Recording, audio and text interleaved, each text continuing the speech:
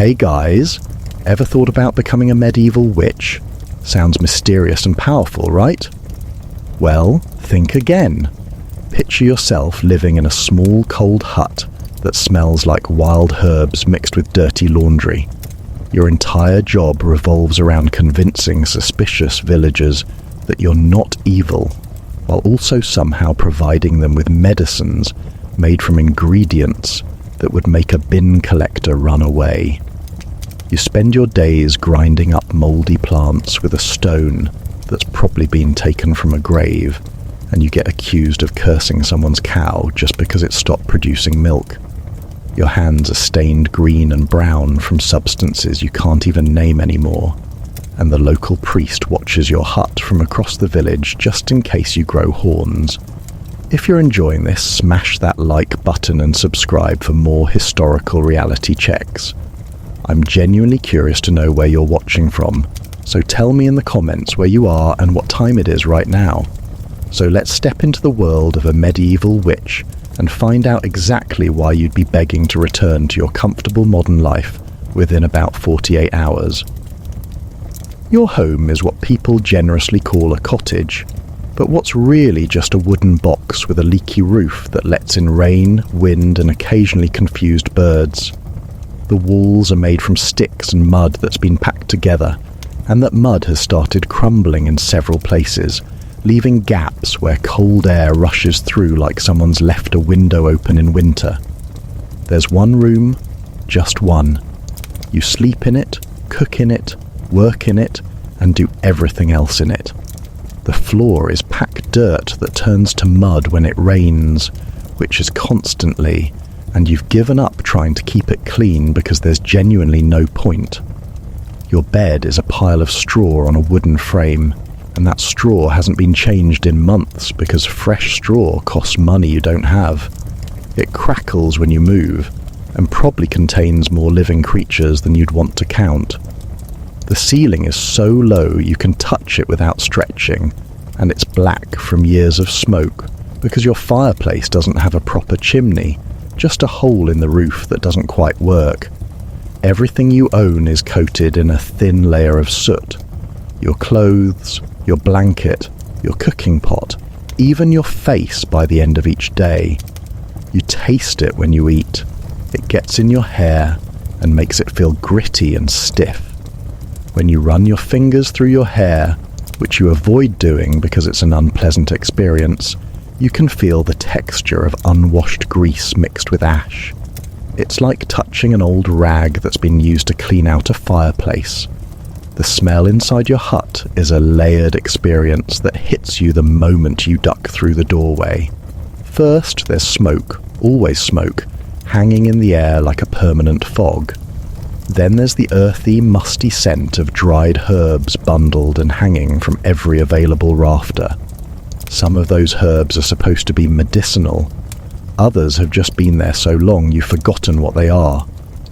Underneath that is the damp smell of rotting thatch, which is what your roof is made of, and it's definitely rotting because you can see green patches spreading across it.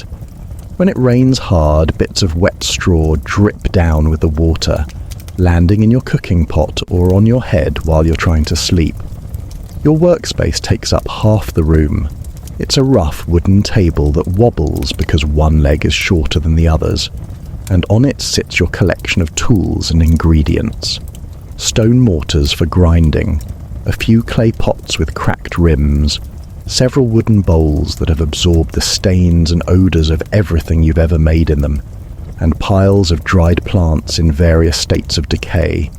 You've got roots that look like twisted fingers, leaves that crumble to dust when you touch them, mushrooms that smell like old socks left in a damp corner, and various powders you keep in little pouches because you ran out of proper containers months ago.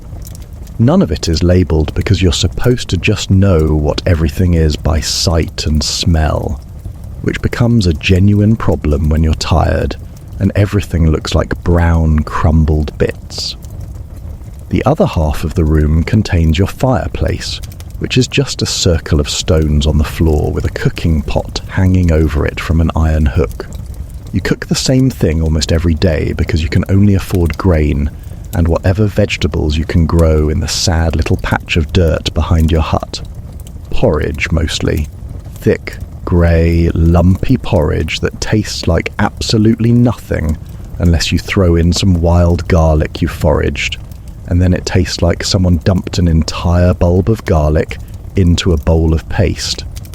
You eat it anyway because the alternative is not eating, and you've learned that hunger is far more unpleasant than bland porridge. Getting water means walking to the village well every morning with a heavy wooden bucket, waiting in line behind people who definitely don't want to stand too close to you because you're the witch, then hauling that bucket back to your hut while water sloshes down your dress and makes your hem muddy and heavy. By the time you get home, you've lost about a quarter of the water to splashing. Your arms feel like they're going to detach from your shoulders, and you're already dreading having to do it again tomorrow. You use that water for everything: drinking, cooking, washing your face on the rare occasion you bother, and mixing remedies. You try to be careful not to waste it, but somehow you always run out by evening and have to ration what's left. Washing your body is a luxury you can't often afford because heating enough water for a proper wash means using firewood, and firewood costs money or effort, neither of which you have in abundance. So you heat up a small pot of water maybe once a week, strip down in your freezing hut, and use a rag to wipe yourself down as quickly as possible before you lose all feeling in your toes. The water turns grey almost immediately. Your skin feels raw and tight afterwards because the soap you make yourself is so harsh it could probably strip paint. It's made from ash and animal fat you trade for, and it smells like exactly what it is. You use it anyway, because the itching from not washing is worse than the stinging from the soap. Your clothing situation is bleak. You own 2 dresses, both made from rough wool that feels like wearing a sack made of thorns. One is for everyday wear, and is stained with everything you've ever spilled, brushed against, or accidentally sat in. The other is your good dress, which just means it has fewer holes and the stains are less obvious. Both smell permanently of smoke and sweat, no matter how many times you try to rinse them in cold water. Undergarments are just a long linen shift that's gone grey from wear and washing, and it itches constantly because medieval linen is not the soft, comfortable fabric you're imagining. It's scratchy and rough, and develops hard wrinkles that rub against your skin until you've got red marks on your shoulders and waist. Your reputation in the village is awkward at best and dangerous at worst. People need you because you're the person who knows about herbs and remedies, and how to treat common ailments that the expensive physician won't bother with. But they're also deeply suspicious of you because anyone who knows that much about plants and healing might also know about poisons and curses. You exist in this bizarre social space where people knock on your door when their joints ache, or they've got a rash that won't go away, but they won't make eye contact with you at the well. They pay you in eggs, vegetables, sometimes a bit of cheese if you're lucky, but they hand it over quickly and leave fast, like they're worried about staying too long in your presence. The local priest genuinely hates you. He hasn't said it directly, but you can tell by the way he stares at your hut during his walks, and how his sermons have started, including more references to the dangers of ungodly practices. You're not doing anything ungodly. You're mixing up chamomile for someone's stomach troubles, and making poultices from comfrey for bruises. But to him, any knowledge that doesn't come from official church-approved sources is suspect. You've learned to keep your head down, attend church services even though the entire congregation shifts away from you on the benches, and never, ever contradict him in public. Every single villager who has something go wrong immediately wonders if you've cursed them. The baker's bread didn't rise properly. Must be witchcraft. Someone's chickens stopped laying. Obviously you've hexed them. A child gets a fever despite you having nothing to do with that family. They still glance at your hut with suspicion. You can't defend yourself too vigorously because that makes you look guilty, But if you don't defend yourself at all, people assume you're admitting it. It's an impossible situation that keeps you constantly anxious and watching every word you say. The actual work of being a village witch is repetitive and surprisingly boring when you're not terrified of being accused of something. People come to you with the same complaints over and over. Bad joints, headaches, stomach troubles, skin problems, coughs that won't go away, and mysterious aches they can't explain. You have about 6 remedies that you rotate through depending on what seems most appropriate. Willow bark tea for pain, which tastes absolutely foul and makes people pull faces like they've licked a tree. Chamomile tea for stomach upset and nerves, which is at least pleasant smelling even if it doesn't always work. Poultices made from mashed up comfrey and plantain leaves for bruises and swelling, which you have to apply while trying not to gag because the texture is like spreading cold, slimy porridge on someone's skin. You make salves by heating animal fat in your cooking pot until it's liquid and stinking up your entire hut with a greasy, meaty smell that clings to everything. Then you add whatever herbs are supposed to help with the problem. Lavender for a nice smell, which doesn't actually do much but makes people feel like they're getting something fancy. Calendula flowers for skin irritation, crushed into the fat until the whole mixture turns yellow and develops a texture like soft wax. You pour it into little clay pots to cool and harden, and you've got a salve you can sell. It works sometimes. Other times people come back and complain it didn't help, and you have to pretend you know why and offer something different while hoping this one actually does the job. Diagnosing people is guesswork dressed up as knowledge. Someone describes their symptoms and you nod wisely while internally running through your very limited options. Pain, willow bark, cough, horehound syrup, which takes hours to make and tastes like bitter sadness. Rash, salve with calendula. Trouble sleeping? Valerian root, which smells like dirty feet but apparently helps some people relax. You've developed a confident voice and a serious expression that makes people think you know exactly what you're doing, when really you're just trying the same things your mentor taught you and hoping for the best. Your mentor was an older woman who lived in the same hut before you, and she taught you everything over the course of several years before she died quietly in her sleep one winter. She wasn't magical or mystical. She was just tired and practical and knew which plants did what, because she'd spent decades experimenting and taking notes in her head since she couldn't write. You learned by watching and memorizing and making lots of mistakes that she'd correct with a sharp word and a shake of her head. Now she's gone, and you're alone with all that knowledge, which feels less like power and more like a heavy responsibility you didn't fully agree to take on. Gathering ingredients means long walks into the forest or along hedgerows, carrying a basket and a small knife, searching for plants at the right stage of growth. You need to know exactly what you're looking for because picking the wrong mushroom could kill someone, and then you'd definitely be accused of murder. You've got a mental catalogue of safe plants and dangerous ones, but sometimes they look similar and you have to check twice, 3 times before you're confident. Your back aches from bending over constantly. Your hands get scratched by thorns and stinging nettles, which is ironic because you're supposed to be collecting the nettles for soup and medicine, but they still sting you right through your attempts to grab them carefully. Foraging in medieval forests is also mildly terrifying because you're alone, you're small, and there are genuinely dangerous animals around. Wolves exist. Boars exist, and they're aggressive if you startle them. You've learned to make noise as you walk, singing quietly or talking to yourself, so nothing gets surprised by your presence. You carry a stick that's more for reassurance than actual protection, because if a boar decided to charge you, a stick wouldn't help. Mostly you just try to stay aware of your surroundings and not wander too deep into areas you don't know. You also have to compete with other foragers. Everyone knows where the good wild garlic grows, where the best berry bushes are, where the useful mushrooms pop up after rain.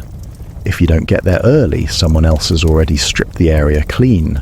You've had silent, awkward standoffs with other villagers over a particularly good patch of nettles, both of you standing there with your baskets, trying to figure out who has more right to be there. Usually they let you have it because you're the witch and they're not entirely sure what you might do if they argue, which is ridiculous, but occasionally useful. Winter is when everything becomes genuinely miserable. Your hut is impossible to keep warm because heat escapes through every gap in the walls, the hole in the roof, and the spaces around your badly fitted door. You keep the fire going constantly, which means you're always feeding it wood and watching your precious supply dwindle. You wear every piece of clothing you own layered on top of each other, and you still shiver. Your fingers go stiff and clumsy, making it hard to do delicate work like measuring out small amounts of herbs or tying knots in thread. Your nose runs constantly and your lips crack and split, no matter how much animal fat salve you smear on them. Food becomes scarce because nothing grows, and you're dependent on whatever you manage to preserve from autumn. You've got dried beans that take forever to cook and still end up tough and tasteless. Dried peas that are slightly better but not by much. Some grain that you ration carefully because it has to last until spring. A few wrinkled apples stored in a box that are already starting to rot, so you have to cut away the bad parts and eat the rest before they're completely unusable. You dream about fresh vegetables with an intensity that would embarrass you if anyone knew. The cold makes everything hurt more. Your joints ache when you wake up, stiff and painful until you've moved around for a while. Your muscles are permanently tense from shivering. You develop chilblains on your fingers and toes, which are itchy, painful swellings that drive you absolutely mad, and there's nothing you can do except wait for warmer weather. You sleep in all your clothes under a blanket that's too thin, curled up in a ball trying to conserve warmth, and you still wake up multiple times during the night because you're freezing. Fewer people come to you in winter because they don't want to leave their own homes, which means less payment in goods, which means you're even hungrier and more desperate. The ones who do come are usually seriously ill, which is worse because you've got limited options, and if they die, people will remember that they visited the witch just before death. You do your best with steaming inhalations for chest congestion, using herbs in boiling water, and having them breathe the vapor under a cloth. It works sometimes. Other times they just get worse and you pray they don't die because you genuinely can't afford the suspicion. Spring arrives slowly and reluctantly, with false starts where it seems warm for a day and then freezes again overnight. Your stored food is almost gone. You're eating the last of the beans and whatever edible plants you can find, emerging early, like the tips of new nettles, which are actually tasty if you cook them properly. You feel weak and tired from months of not enough food and too much cold. Your clothes hang looser on your body. Your face looks hollow, and your skin has a greyish tinge that you try not to think about. But spring also means new growth, and you spend long days outside gathering the fresh herbs you desperately need to restock. Your back aches from bending and crouching. Your knees hurt from kneeling on damp ground. Your hands are stained green from handling so many fresh plants, and your fingernails have permanent dirt underneath them that you've stopped trying to clean out. You fill basket after basket and haul them back to your hut, then spend the evenings processing everything, hanging bundles to dry, chopping roots, laying out flowers on a cloth. It's exhausting work, but it's also a relief because it means you'll have supplies again. People start visiting more frequently as the weather improves, bringing their winter-accumulated complaints. Joint pain from the cold, coughs that have lasted months, skin problems that developed during the dark season, vague feelings of exhaustion and sadness that you recognize as the same thing you're experiencing, but you can't exactly say that. You hand out remedies and accept payment in eggs, which are abundant again now that chickens are laying, and the first fresh eggs after a winter of nothing feels like an incredible luxury. You boil one immediately and eat it so fast you barely taste it, just savouring the richness and the fact that it's not dried beans. Summer is better for temperature, but worse for smells. Everything stinks in the heat. Your hut stinks of old herbs and smoke and your own unwashed body. The village stinks of animal droppings baking in the sun and rotting vegetable scraps, and the general concentrated smell of too many people living too close together without proper sanitation. The well water tastes slightly off, like it's gone stale, but you drink it anyway because the alternative is being thirsty. You sweat constantly, and your wool dress becomes damp and heavy and starts to smell like wet sheep mixed with your own personal tang. Flies become your constant companions. They buzz around your hut, landing on everything, crawling across your work surface, trying to get into your cooking pot. You wave them away and they just circle and come back. They're attracted to your herbs, your food, the animal fat you use for salves, everything. You can't keep them out because your door has to stay open during the day for light and air, and covering food doesn't work when you need to access it constantly. You just learn to live with flies landing on your face and hands while you work. Your garden behind the hut requires constant attention in summer. Weeds grow faster than the plants you actually want. Pests eat your vegetables before you can harvest them. You've got caterpillars on your cabbages, aphids on everything else, and mysterious wilting affecting your beans despite your best efforts. You spend sweaty hours pulling weeds, squashing bugs between your fingers, hauling water from your precious supply to keep things alive during dry spells. It's hard, dirty work that leaves you exhausted, and your plants still don't grow as well as you'd hoped. You also have to preserve food for the next winter, which means even more work. Drying beans and peas on cloths in the sun, which attracts birds that try to steal them. Making herb vinegars by stuffing fresh herbs into clay jars of vinegar that smells so sharp it makes your eyes water. Salting down the occasional bit of fish or meat you manage to trade for. Layering it with expensive salt in a precious wooden box. Drying apple slices on strings hung across your hut, where they attract wasps that you have to carefully avoid while moving around. The social isolation of being the village witch wears on you constantly. You live alone, work alone, and spend most of your time in your own company because people don't want to socialize with you.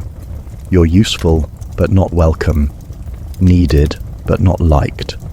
When you walk through the village, conversations stop. People turn away or suddenly remember they need to be somewhere else. Children are told not to go near your hut, so they stare at you from a distance with wide, curious eyes until their mothers drag them away. You can't have normal friendships because people are afraid of offending you in case you curse them, which you can't actually do, but they don't know that. Every interaction is stiff and formal. They state what they need, you provide it, they pay and leave. No chatting about the weather or sharing gossip or the casual companionship that makes life bearable. You're desperately lonely, but you can't admit it, because that would make you seem weak and vulnerable, which would make your position even more precarious. There's no possibility of romance or marriage, because who would want to marry the witch? You're too weird, too isolated, too suspicious. Men avoid you entirely, or occasionally make rude suggestions that make it clear they don't see you as a respectable option. You've given up hoping for that kind of connection. Instead, you just try to appreciate the freedom of living alone and making your own decisions, which is genuinely rare for a woman in medieval times, but is also born from necessity rather than choice. You talk to yourself constantly because otherwise the silence in your hut would drive you mad.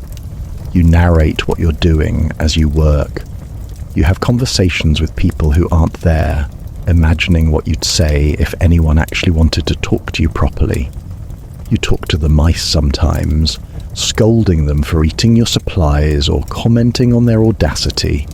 It helps maintain your sanity, but it also makes you worry that you're going strange from too much isolation. The village has a hierarchy that you're not quite part of. The lord and his family at the top, who you never see. The priest and the reeve and other important people in the middle, who you see occasionally and who tolerate you cautiously.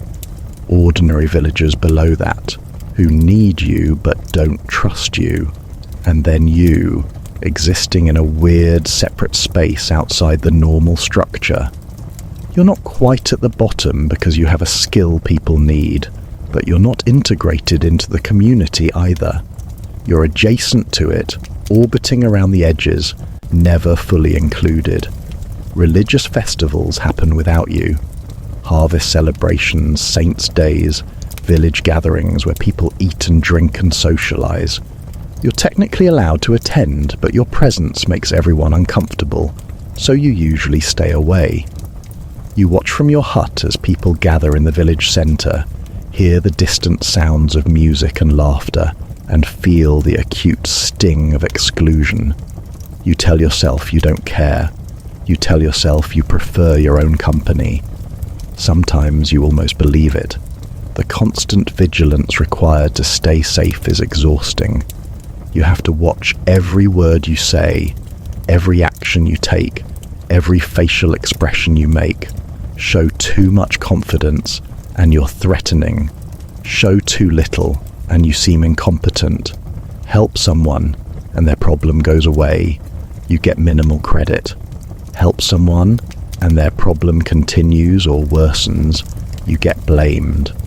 Someone else's completely unrelated misfortune happens anywhere near the same time they visited you, and suddenly you're under suspicion. You keep detailed mental notes of who you've helped, what you gave them, what their symptoms were, and what the outcome was. Not because you can write it down, you can't write, but because you need to remember in case you're ever questioned. If someone accuses you of cursing their cow, you need to be able to say exactly what you actually did, which was provide a remedy for their wife's headache 3 weeks ago, and nothing to do with livestock. Your memory becomes a defensive tool, always ready to protect you from accusations. The fear of being accused of witchcraft is always there, lurking in the back of your mind. You're called a witch in the casual village sense, someone who knows about herbs and healing, but you're always aware that it could flip into the dangerous sense, someone who practices evil magic and consorts with dark forces. The line between the two is thin and depends entirely on village opinion. One serious accusation, one bout of mass hysteria, one powerful person deciding you're a problem, and you could be in genuine danger. You've heard stories from travelling merchants about witch trials in other places. Women accused, tested by being thrown in water, or subjected to other ordeals, sometimes executed. The stories are vague and exaggerated in the telling, but they're frightening enough. You know that your position is precarious. You know that you survive because you're useful and because you've been very, very careful. But you also know that circumstances could change quickly.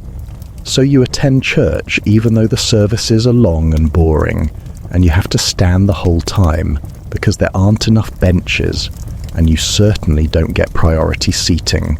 You mouth the prayers and bow your head at the right moments and try to look pious and normal.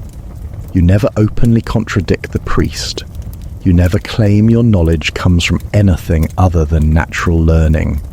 You never, ever do anything that could be interpreted as supernatural. The constant anxiety affects your sleep. You lie awake on your rustling straw mattress, listening to the night sounds of mice and wind and distant dogs, worrying about whether you said the wrong thing to someone earlier, or whether the remedy you provided will work, or whether someone's brewing suspicion against you. Your mind churns through scenarios and possible defenses. You rehearse explanations for things you haven't even been accused of yet. When you finally sleep, it's restless and unsatisfying. You wake up tired and drag yourself through another day of the same work. Grinding herbs with your stone mortar, the repetitive circular motion making your shoulder ache. Stirring pots over the fire, smoke making your eyes sting. Seeing people who need help but don't want to be near you longer than necessary. Foraging for ingredients that are harder to find because everyone's been picking the same areas. Eating bland food that doesn't quite fill you up. Going to bed tired and anxious, ready to do it all again tomorrow. The boredom is as bad as the fear sometimes. Your work is repetitive. Your surroundings never change. You see the same people with the same problems. You make the same remedies over and over. You have no entertainment except your own thoughts. No books, because you can't read and couldn't afford them anyway. No music, unless you count your own humming. No art or decoration, because you can't afford anything that isn't functional. Your hut is bare and practical and joyless. Personal hygiene in medieval times is not the complete absence that popular myths suggest, but it's still pretty rough by modern standards. You do wash, but the effort required makes it infrequent. Your face and hands get washed most regularly because you need them functional, and you do care about not being completely disgusting. You use cold water from your bucket and a rag, scrubbing quickly, and your skin feels tight and raw afterwards. In winter, the water is so cold it makes your hands ache, and you have to force yourself to do it. Your hair is an ongoing source of frustration. It's long because everyone's hair is long, and it's bundled up under a cloth covering most of the time to keep it out of your way while you work. When you take the covering off at night, your hair is flat and damp with sweat and tangled into knots. You comb it with a wooden comb that catches and pulls, making your eyes water. You can feel grease along the strands, that slick texture that means it hasn't been properly washed in weeks. Washing hair means heating a lot of water, which means using firewood you don't want to spare, so you do it rarely and dread it every time. The process of washing your hair is an ordeal. You heat water in your cooking pot, pour it over your head while leaning over a bucket, scrub with your harsh soap that stings your scalp, rinse with more water that's never quite enough to get all the soap out. Your hair feels stripped and straw-like afterwards.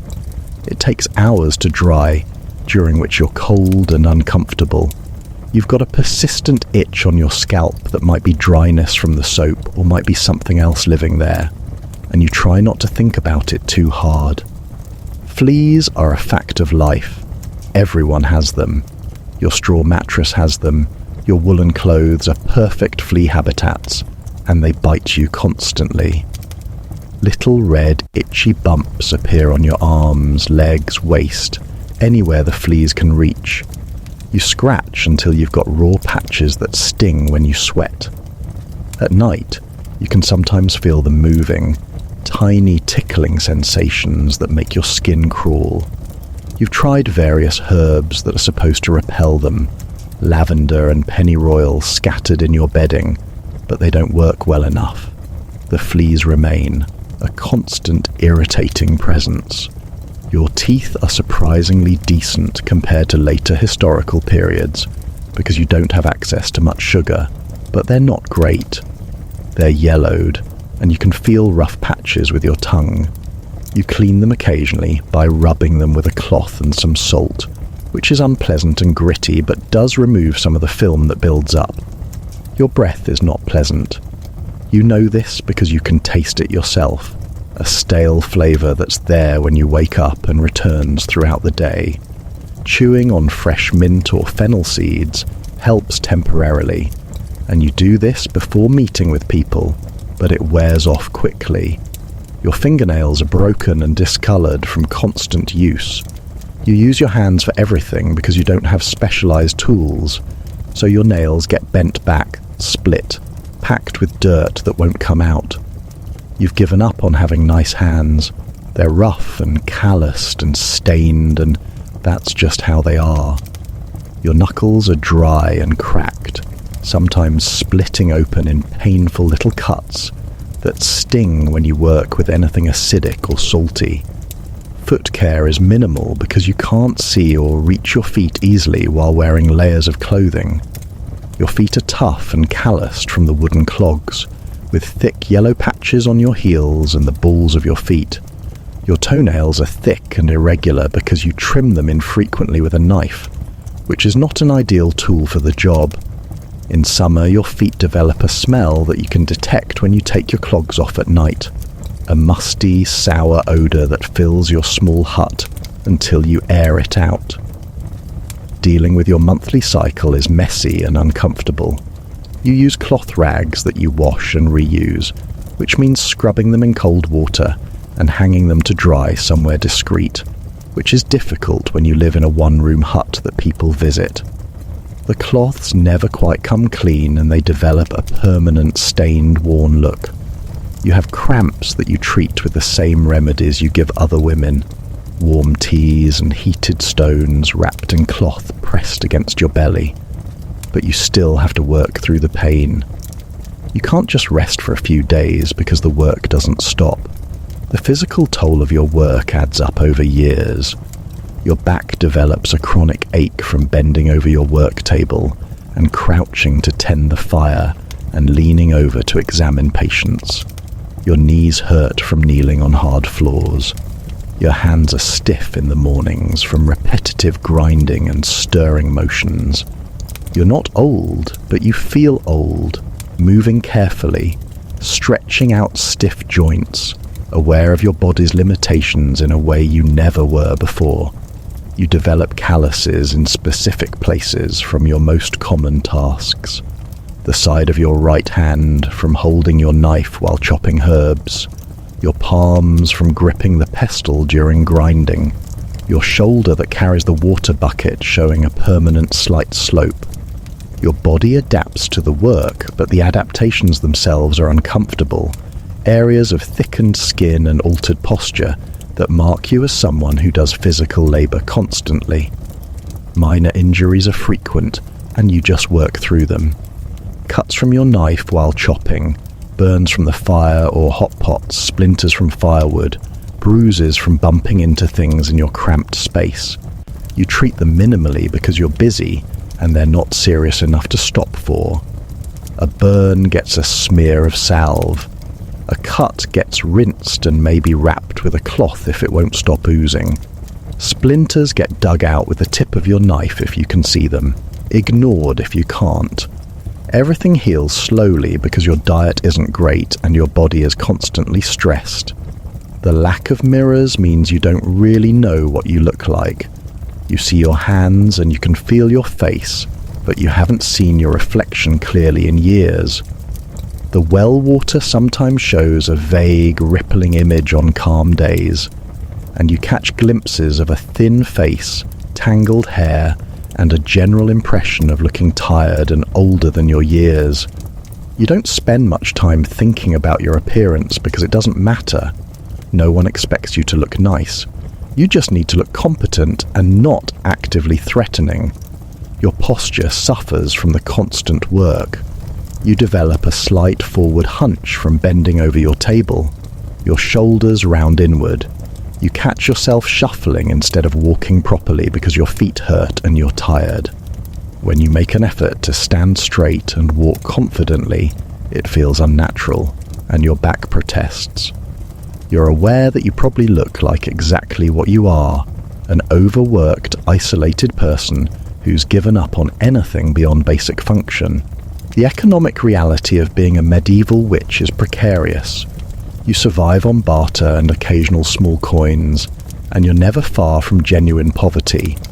When someone pays you for a remedy, they give you things they can spare, which means you get a lot of eggs, vegetables, and occasional bread. You rarely get money, and when you do, it's tiny amounts that don't go far. A few pennies for a complicated remedy that took you hours to make. You can't exactly argue for more because you're not in a strong bargaining position. The value of your services is whatever people decide it is. If someone's desperate, they might pay well, giving you a whole loaf of bread or a precious bit of cheese. If someone's not that bothered or doesn't have much, they pay minimally, handing over a few wilted vegetables and acting like they're being generous. You take whatever you're given because refusing payment might offend them, and you need every bit of food you can get.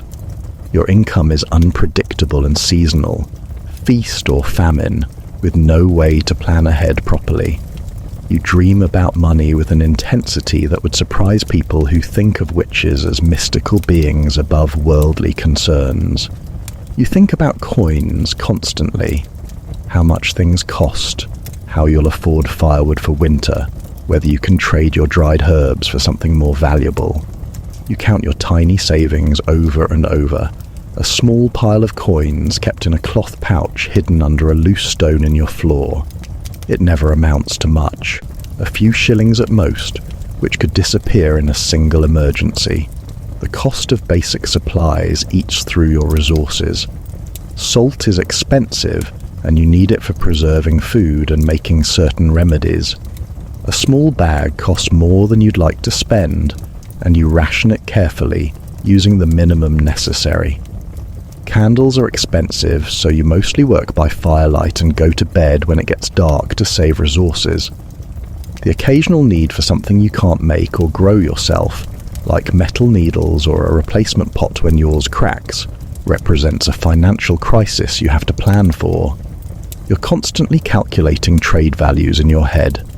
3 eggs equals roughly 1 small loaf of bread. A remedy for joint pain might get you a handful of beans. A complicated salve could be worth a piece of cheese if the person's wealthy enough. You've become skilled at negotiating without seeming like you're negotiating, casually mentioning that you're low on grain while handing over medicine, hoping the person takes the hint and adds something extra to their payment. Hunger is a regular companion. Not starvation, you're not actively dying, but the constant low-level hunger of someone who never eats quite enough. Your stomach rumbles during the day. You feel lightheaded if you stand up too fast. You think about food constantly, planning your next meal, remembering past meals that were particularly good, fantasizing about foods you can't afford.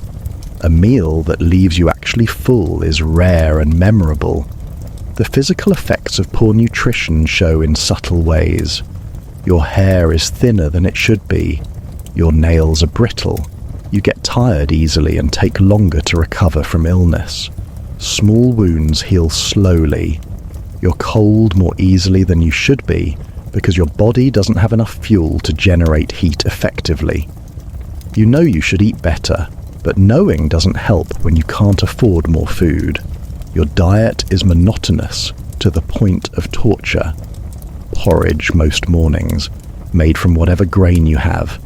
Pottage for your main meal, which is basically vegetable stew with beans, the same thing every day with minor variations depending on what vegetables you have. Bread when you can get it, hard and dense and filling even if it's not exciting. The occasional egg, boiled or stirred into something, a brief moment of richer food. Almost no meat, because you can't afford it, and no one's paying you in meat. You forage constantly to supplement your diet. Wild garlic, nettles, dandelion leaves, sorrel, anything edible that grows freely. These additions make your meals slightly less boring and add some nutritional value, but they also mean more work. Walking to foraging spots, picking plants, carrying them home, cleaning off the dirt and bugs, cooking them. Your meals represent hours of effort for a result that's just barely adequate. The lack of variety means you develop intense cravings for specific things. You'd do almost anything for an apple in the middle of winter, for fresh bread still warm from the oven, for a piece of roasted meat with fat that drips and crackles. You remember tastes from years ago when you had access to better food, before you became the village witch, and the memories are almost painful in their vividness. Your mouth waters thinking about them, and then you eat your plain porridge and try not to feel too disappointed. Feast days in the village, when other people gather for special meals, are torture for you. You can smell cooking meat from your hut. You can hear people enjoying themselves. You know there's fresh bread and pies and probably ale flowing freely. You're not invited. You eat your usual meal alone and try to ignore the festivities, but the smells drift over and remind you exactly what you're missing. Your cooking equipment is minimal and battered. One pot, one pan if you're lucky, a few wooden spoons and bowls. Everything is old and worn and stained from years of use. Your pot has a dent in it that makes pouring awkward. Your spoons have tooth marks on the handles from previous owners. Your bowls are rough wood that's absorbed flavors from everything that's ever been in them. You can't afford to replace anything unless it breaks completely, and even then you try to repair it first. The fire that you cook over and depend on for heat is constantly demanding attention. It needs to be fed regularly with wood, and wood is either labor or money. You can gather fallen branches from the forest if you have time and energy, hauling them back in bundles that scratch your arms and make your back ache. Or you can buy wood from someone who sells it, spending coins you don't want to spend. Either way, maintaining the fire is a constant drain on your resources. Starting the fire each morning is a process you've gotten efficient at, but still dislike. You keep coals banked overnight under ash, hoping they'll stay alive until morning. If they have, you can blow them back to life and add kindling. If they haven't, you need to use a flint and steel, striking sparks onto a bit of char cloth, blowing gently until it catches, nursing a tiny flame into something useful. It takes time and patience and sometimes multiple attempts, and on cold mornings with stiff fingers it's genuinely difficult. Smoke is an inescapable part of your life. Your fire produces smoke constantly because medieval fireplaces aren't efficient. The smoke is supposed to go out the hole in your roof, but plenty of it doesn't, hanging in the air inside your hut. Your eyes sting and water. Your throat feels rough. You cough frequently, that productive cough that brings up grey stuff you spit into the fire. Everything you own smells of smoke. You smell of smoke. It's in your hair, your clothes, your skin, your bedding. You've stopped noticing it yourself, but you know it's there because occasionally you catch a whiff of something else, fresh air or clean water, and the contrast is startling. Medical knowledge in your time is a confusing mix of effective remedies, useless traditions, and dangerous misconceptions. You know some things that genuinely work because they've been tested through generations of trial and error. Willow bark actually does help with pain because it contains the compound that became aspirin, though you don't know that. Honey on wounds actually does help prevent infection. Certain herbs genuinely have medicinal properties that provide real relief. But you also believe things that are completely wrong because everyone believes them, and there's no way to know better. You think illness is caused by imbalances in body humours, the 4 fluids that supposedly govern health. You believe some sicknesses come from bad air, miasmas rising from swamps or rotting material. You think the position of stars and planets affects health and the best times to gather herbs or perform treatments. None of this is true, but it forms the foundation of your medical understanding. Your diagnostic method is based entirely on visible symptoms and what the patient tells you. You can't see inside bodies. You don't know about germs or viruses or bacteria. You don't understand infection the way modern medicine does. When someone has a fever, you think their humours are out of balance and they have too much heat, so you try to cool them down. Sometimes this helps because keeping fever patients comfortable is good. Sometimes it doesn't matter either way. Sometimes you're actively making things worse, but you don't know it. You have no concept of sterilization. You use the same tools for multiple patients without cleaning them beyond a basic rinse.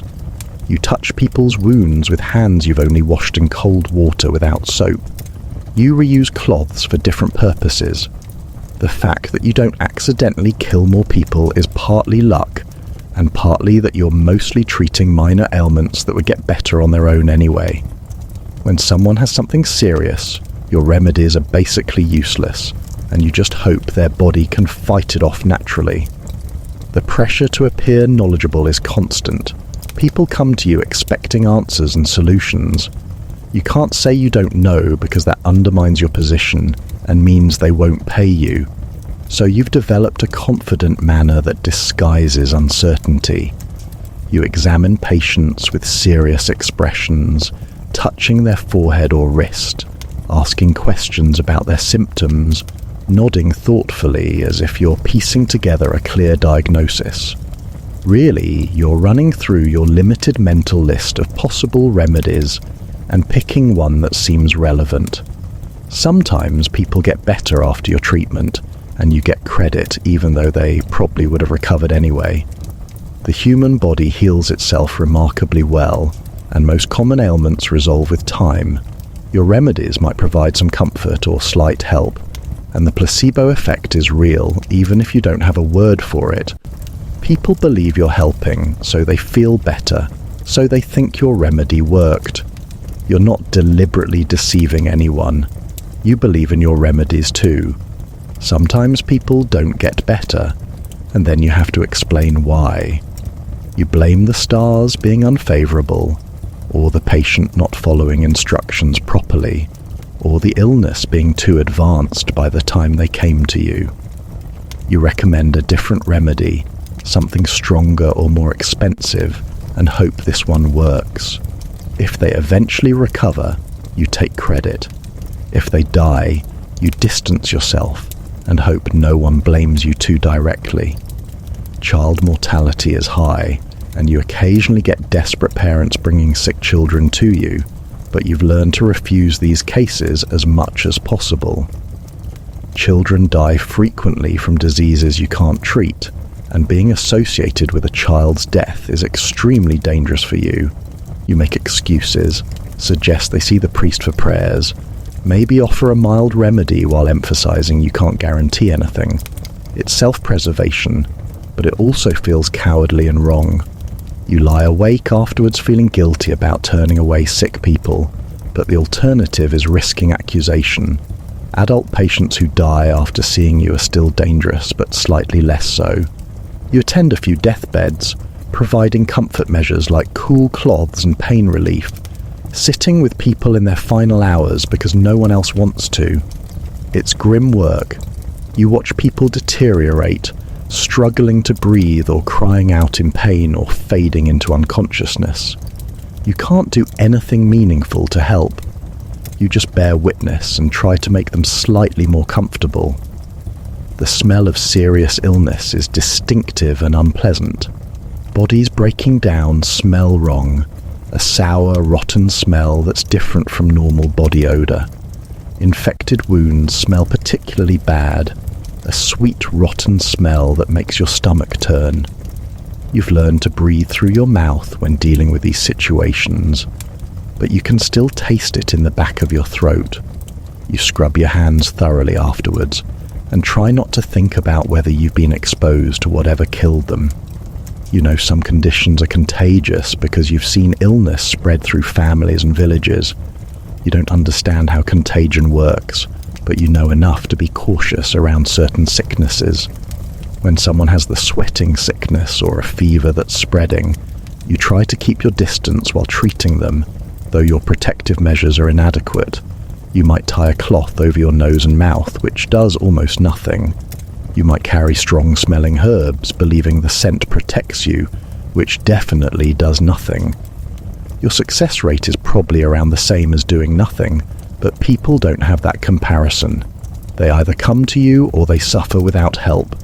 So any relief you provide seems valuable. You're genuinely trying your best with the knowledge available to you. You're not a fraud, just someone working with fundamentally flawed medical understanding in a time before scientific method. the lack of anesthesia means any painful procedure is truly awful for everyone involved. If you need to drain an infected wound, the patient just has to endure it while you cut. You might give them strong alcohol first if they can afford it, or a tea made from valerian and other sedating herbs that barely takes the edge off. They grip something and grit their teeth, and sometimes scream while you work as quickly as you can. It's traumatic for both of you. You've developed a strong stomach out of necessity. You deal with rashes, boils, infected wounds, various discharge from various body parts, parasites, bad teeth, and all the other physical problems humans develop. You examine these issues calmly, touching them when necessary, discussing them matter-of-factly. Inside, you might be disgusted, but you can't show it. You've learned to disconnect slightly, to see bodies as problems to solve, rather than disgusting things to recoil from. Some problems are beyond your ability entirely, and you know it. Broken bones need to be set by someone with more experience, usually a barber surgeon if the village has one. Serious wounds from accidents or fights need stitching that you're not confident doing. Conditions you have no framework for understanding. Strange symptoms that don't match anything you've learned leave you baffled and helpless. You do what you can and hope for the best, which is inadequate but all you have. The legal status of what you do exists in a grey area that makes you constantly nervous. Officially, medical practice is supposed to be controlled by trained physicians who've studied at universities, but those physicians are expensive and rare, and don't deal with common village problems. So there's an informal acceptance of local healers like you filling the gap, as long as you don't claim too much authority or step on anyone's toes. You're tolerated rather than approved. The church has complicated views on healing. Helping people is good, that's Christian charity. But knowledge of herbs and healing can shade into suspect territory if it seems too effective or too mysterious. There's always the underlying question of where your knowledge comes from. If you're too successful, people might think you're using supernatural means. If you're not successful enough, they think you're incompetent. You're trying to hit a narrow target of being useful but not threateningly powerful. You avoid anything that could be interpreted as magic or sorcery. You don't make predictions about the future. You don't offer love potions or curses, even though people occasionally ask for them, and you could probably make money from it. You don't claim to communicate with spirits or perform rituals beyond simple Christian prayers. Everything you do is framed as natural healing using God's plants. You're very careful with your words and your reputation. The village priest is your biggest potential threat. If he decides you're a problem, he has the authority and influence to make your life extremely difficult. So you're deferential to him, never contradicting him publicly, attending church faithfully, making sure he sees you as a pious Christian woman who just happens to know about herbs. You've given him free remedies when he had joint pain, which hopefully bought you some goodwill. You compliment his sermons even though they're boring and repetitive. Local law is enforced by the reeve and the Lord's officials, and they mostly leave you alone as long as you're not causing problems. You pay your rent for your cottage and the land it sits on, which is a portion of what you earn, handed over in goods since you rarely have coin. You fulfill whatever labour obligations are required, which might be helping with harvest or other village work a few days a year. You're part of the manor system like everyone else, just in an odd position within it. If someone accused you of causing harm through witchcraft, you'd face a trial of sorts. Local justice is rough and based on community opinion more than evidence. You'd be questioned, possibly by the priest and the reeve together. Witnesses would be called to speak for or against you. Your fate would depend on how many people believed the accusation versus how many thought you were harmless. There's no guarantee of fairness or rational evaluation. It's entirely possible to be convicted of something you didn't do, based on coincidence and fear. The possibility of trial by ordeal exists as a background threat. These are supposed to reveal guilt or innocence through divine judgment, being made to carry hot iron and seeing if the burn heals cleanly, being thrown in water to see if you float, which indicates guilt because pure water rejects the guilty. These methods are barbaric and prove nothing except whether you're lucky, but they're considered legitimate in determining truth. You've heard stories, and you're terrified of ever being subjected to one, so you're extremely careful about who you might have offended and why. You try to stay on good terms with everyone, or at least avoid making enemies. You're polite even to people you dislike. You don't gossip or spread rumors. You don't take sides in village disputes. You try to be invisible socially while being available professionally, a difficult balance to maintain. The isolation of your position means you have no one to turn to if things go wrong. You're not part of a guild or organization. You have no powerful patron protecting you. You're on your own, surviving on your wits and your usefulness. If the village turned against you, you'd have nowhere to go and no resources to start over somewhere else. Your entire existence is precarious, dependent on the continued tolerance of people who don't particularly like you. You think sometimes about leaving, just walking away and trying to start over in a different village. But travel is dangerous for a woman alone. You'd need supplies you don't have, and money for tolls and food. You'd arrive in a new place with no reputation and no established position, having to prove yourself all over again to another group of suspicious strangers. It seems more likely you'd end up worse off than you are now. So you stay, dealing with the situation you have. The lack of any support system means dealing with problems alone. When you're sick, you treat yourself and hope you recover, because no one's checking on you. When you're injured, you bandage yourself up as best you can. When you're sad or scared or lonely, you sit in your hut and work through it privately.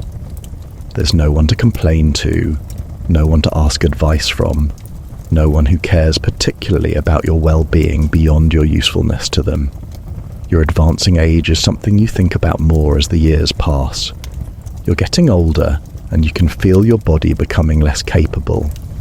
The work is harder than it used to be. You tire more easily. Your joints hurt more consistently.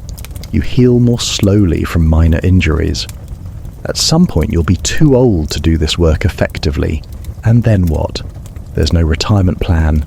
You'll keep working as long as you can and hope you die before you become completely incapable. The lack of anyone to pass your knowledge to means it might die with you. You should probably be training someone younger, teaching them what you know so the village still has a healer after you're gone. But finding someone willing to take on this life is difficult. It's hard, isolating work with little reward and constant danger. Who would choose this? You half-heartedly mention to people occasionally that you could teach someone, but no one volunteers and you don't push it. Your legacy will be nothing. You won't be remembered fondly or honoured after your death. You'll just be the witch who used to live in that hut before she died. Someone else might move in and take over your role, or the hut might fall apart and be forgotten. The remedies you make help people temporarily, but leave no lasting mark. The knowledge you've accumulated will vanish. Your existence will fade from memory within a generation. This awareness of meaninglessness is depressing when you think about it directly, so you try not to. You focus on the immediate tasks in front of you. Grinding today's herbs, seeing today's patients, gathering today's firewood.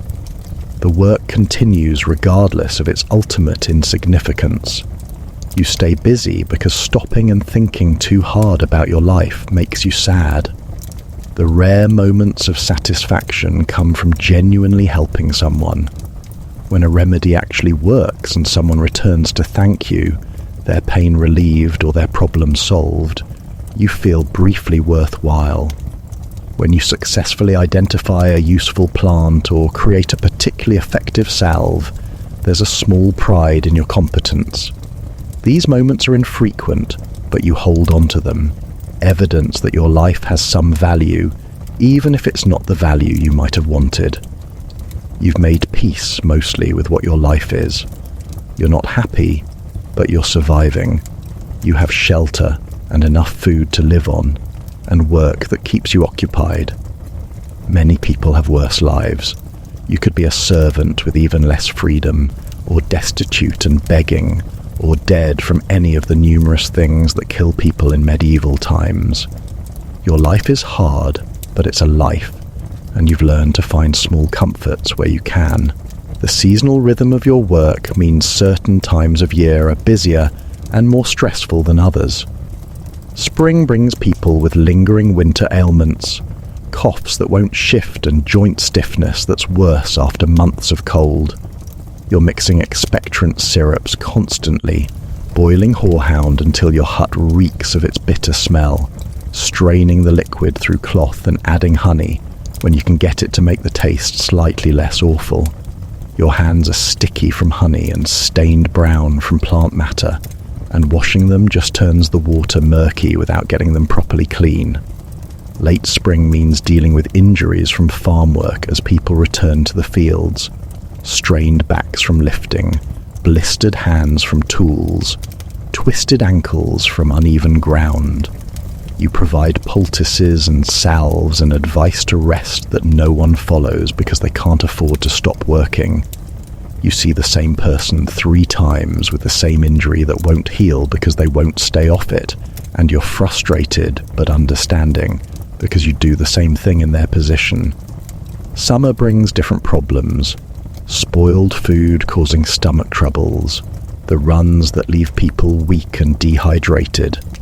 You hand out remedies to bind the bowels, mixtures of oak bark and blackberry root that taste like chewing on a tree, but do help sometimes. You advise them to drink plenty of water and eat bland food, advice that's simple but not always followed. The summer heat also means more people working outside getting stung by insects, and you're applying poultices to swollen stings and removing the occasional bee stinger with your fingernails. Harvest time is the worst for injuries. People working long hours with scythes and sickles, exhausted and careless, cutting themselves with alarming regularity. You see sliced fingers, gashed legs, one memorable incident where someone nearly took their whole foot off. These wounds are beyond your ability to really treat. You clean them with water, pack them with honey or cobwebs to stop the bleeding, wrap them tightly and hope infection doesn't set in. You know that if infection does develop, there's little you can do except watch and feel helpless. Autumn means people coming to you for tonics and strengthening preparations before winter. They want something to fortify themselves against the cold months ahead, and you make mixtures of whatever nutritious herbs you have. Nettle tea for iron, elderberry syrup for general health, garlic preparations because garlic is supposed to prevent illness. Whether these actually help is questionable, but people feel better having taken precautions, and feeling better is worth something. The change of seasons affects your own health and mood. The shift from summer to autumn brings a sense of dread about the approaching winter. You start hoarding supplies obsessively, drying every herb you can find, preserving every bit of food that comes your way. Your hut fills with hanging bundles and stored roots until there's barely room to move. You know from experience that winter is brutal, and you'll need everything you can gather. Weather affects how many people visit you. On rainy days, no one wants to leave their homes, so you sit alone in your damp hut, listening to water drip through your inadequate roof and hoping the fire stays lit. On nice days, you might see several people, a steady stream of complaints and requests that keeps you busy from morning until evening. You can't predict your schedule, which makes planning difficult. You might have nothing to do for days and then suddenly be overwhelmed with requests all at once. Village events disrupt your routine in ways you can't control. A wedding means most people are busy with celebrations and you're ignored. A funeral means everyone's focused on death, and suddenly you're getting suspicious looks, especially if you treated the deceased person recently. Market days bring travelling merchants, and sometimes they sell herbs and remedies in competition with you, undercutting your prices with imported goods you can't match. You're dependent on successful harvests for your own survival, because your payment comes in food. A bad harvest year means everyone has less, including what they can pay you. You might see the same number of patients but get paid half as much because people simply don't have spare food. These lean years are terrifying because you're already operating close to the edge, and any reduction in income means genuine hunger. The politics of the village affect you even though you try to stay out of them. Disputes between families, feuds that simmer for years, alliances and enemies you're supposed to be aware of.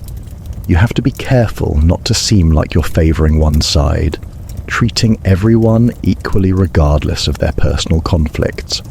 But sometimes both sides of a dispute come to you, and you know anything you say or do will be reported back, and possibly misinterpreted.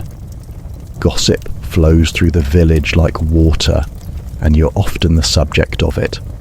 People speculate about your personal life, your practices, whether you're really Christian or secretly pagan, why you never married, whether you're hiding wealth or strange objects in your hut. Most of it is nonsense, but you hear bits and pieces, and it's unsettling to know people are constantly discussing you. You can't address the rumours directly without seeming defensive, so you ignore them and hope they die down naturally. The local lord and his family are distant figures you rarely interact with, but who control your existence. The lord owns the land your hut sits on. His officials collect rents and enforce rules. His decisions about taxes or labour requirements affect everyone, including you. You've seen him from a distance during his occasional visits to the village, a well-dressed man on a good horse surrounded by attendants. He wouldn't recognise you or know you exist, but your life depends on his continued tolerance of your presence. Power dynamics are always present in your interactions. You're a woman alone without family protection, which puts you low in the social hierarchy. You have specialized knowledge which gives you some status, but it's conditional and fragile. Men feel entitled to dismiss your advice or question your competence. Wealthier people expect you to prioritize them over poorer patients. Older people assume authority over you regardless of your expertise. You navigate these dynamics carefully, showing respect where expected, while trying to maintain enough authority to do your job. The physical organization of your workspace is a constant compromise between accessibility and protecting supplies. You need herbs within reach while you work, but hanging them low means hitting your head on them constantly. You need your tools organized, but your table is small and everything ends up in a jumbled pile. You need to store ingredients safely from mice, but your storage options are limited to clay pots and cloth bags that mice can chew through given time. You've developed systems that work but aren't efficient. Frequently used items go in specific spots that you can reach without looking. Less common ingredients get buried in the back, where you have to dig for them. Your mental inventory of what you have and where it is becomes crucial because you can't waste time searching when someone's waiting. Sometimes you can't find something and have to substitute, hoping it works similarly enough that no one notices. The dust in your hut is a mixture of ash, dried herb particles, dirt from the floor, and general debris that accumulates despite your efforts. It settles on every surface, coating your pots and bowls and tools with a grey film. You wipe things down before using them, but the dust returns immediately. It floats in the air, visible in the shafts of light that come through gaps in the walls, making you cough when you disturb it by moving things around. The texture of your daily life is rough in every sense, Your clothes are scratchy wool and coarse linen that rub your skin raw at pressure points. Your food is grainy porridge, lumpy pottage, hard bread that hurts your jaw to chew. Your bed is crackling straw that pokes through the cloth covering. Your floor is gritty dirt that gets between your toes. Your hands are calloused and rough, catching on fabric when you touch it. Everything feels harsh and unpleasant against your skin. The sounds of your environment are repetitive and mostly annoying. The constant crackle of your fire, dripping water when it rains, an irregular plink, plink, plink that drives you slowly mad. Mice scratching in the walls at night, a skittering sound that makes you tense even though you know they're harmless. Wind whistling through gaps in your walls, a low moan that sounds almost human. The clonking of your wooden shoes on the packed earth floor. Your own coughing, thick and productive, echoing in the small space. Outside sounds intrude constantly because your walls are thin. Dogs barking at all hours, roosters crowing before dawn, jolting you awake when you'd rather sleep. Cows lowing in the distance, pigs squealing when they're slaughtered, a horrible shrieking that goes on too long, people shouting to each other across the village, cartwheels creaking past on the muddy road. You have no peace or quiet, just endless noise that you've learned to tune out, but never truly escape. The taste of your life is bland, punctuated by unpleasant. Your daily porridge tastes like paste, thick and gluey in your mouth. The water you drink has a stale, slightly muddy flavour. Your breath tastes sour in the morning. The herbal teas you make for yourself taste bitter and medicinal because the pleasant-tasting herbs are too valuable to waste on your own consumption. When you do get something flavourful like an onion or wild garlic, it's so strong it overwhelms everything else, and then you burp it for hours afterwards. Your sense of smell has adapted to constant unpleasantness until you barely notice anymore. The smoke that hangs in your hut, the musty smell of damp thatch, the earthy odour of dried herbs, your own unwashed body, all of it blends into a background smell that is just how things are. You only notice smells when something new is introduced. Fresh bread from the baker smells impossibly good. Someone wearing lavender water smells clean and foreign. Rain on dry earth smells fresh and briefly wonderful before everything returns to its usual mustiness. The feeling of being watched is persistent, even when you're alone. In the village, people stare at you, tracking your movements, noting who you talk to and where you go. In your hut, you imagine eyes peering through gaps in the walls, though rationally you know no one's there. The sense of surveillance never leaves you.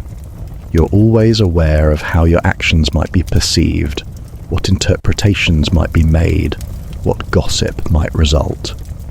Privacy is a concept that barely exists. Your hut has no internal divisions, just one room where everything happens. When someone visits, they see your unmade bed, your cooking area, your workspace, your entire life on display. You can't hide anything or maintain separate spaces for different activities. Going outside for personal necessities means walking to a spot behind your hut that's somewhat screened by bushes, crouching in the dirt, hoping no one comes by. It's undignified and uncomfortable and you hate it, but there's no alternative. Modesty is difficult to maintain when washing or changing clothes, because someone could knock on your door at any moment. You've developed the ability to wash yourself under your shift, contorting awkwardly to clean your body while staying mostly covered. Changing clothes is a quick operation where you strip one layer and immediately replace it with another, never fully exposed, but also never feeling properly clean. The concept of relaxing naked in a bath is so foreign to your life, it might as well be a fantasy about flying. The lack of artificial lighting means your productive hours are limited to daylight. Winter days are short and you spend much of your time in dim firelight that isn't bright enough for detailed work. You've learned to do simple tasks by feel, grinding herbs in your mortar without needing to see clearly, stirring pots while focusing on the sound and smell rather than sight. But complex preparations have to wait for proper daylight, which wastes time when you're already busy. Your eyes strain constantly from working in poor light. By evening they feel tired and gritty, and you rub them with your dirty hands, which doesn't help. You've noticed your vision isn't as sharp as it used to be, struggling to see small details or distinguish similar-looking plants. This is terrifying, because your work depends on accurate identification, and making mistakes could kill someone and definitely result in accusations against you. The repetitive nature of your tasks creates a sort of meditation, your hands moving through familiar motions while your mind wanders, grinding herbs in circular motions, the stone pestle heavy in your hand, round and round until everything's powder, stirring pots in steady rhythms, watching steam rise and disperse, chopping roots into uniform pieces, your knife rising and falling in a pattern you could do while asleep. These repetitive actions are simultaneously calming and mind-numbing. You catch yourself talking to objects sometimes, addressing your cooking pot or your pestle like they're companions, apologizing to your table when you bump it, thanking your fire when it lights easily, cursing at your door when it sticks. It's a sign of how isolated you are, treating inanimate objects as social partners. You're aware this is slightly odd, but it harms no one and makes you feel less alone, so you continue doing it. The accumulation of small annoyances wears you down more than any single large problem. An itch you can't quite reach in the middle of your back, a stone in your shoe that you don't have time to stop and remove, hair falling in your face while your hands are busy and dirty, clothes that have twisted around your body and are bunching uncomfortably, a persistent fly that keeps landing on you despite repeated swatting. These tiny irritations add up to a constant state of mild discomfort. Your body develops unconscious habits from your work. You automatically duck when entering your hut, even though you know the door height.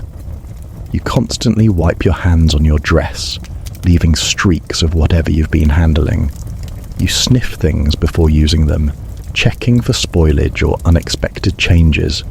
You taste tiny amounts of preparations to assess them, a quick touch of your finger to your tongue. These habits are so ingrained you don't notice them anymore.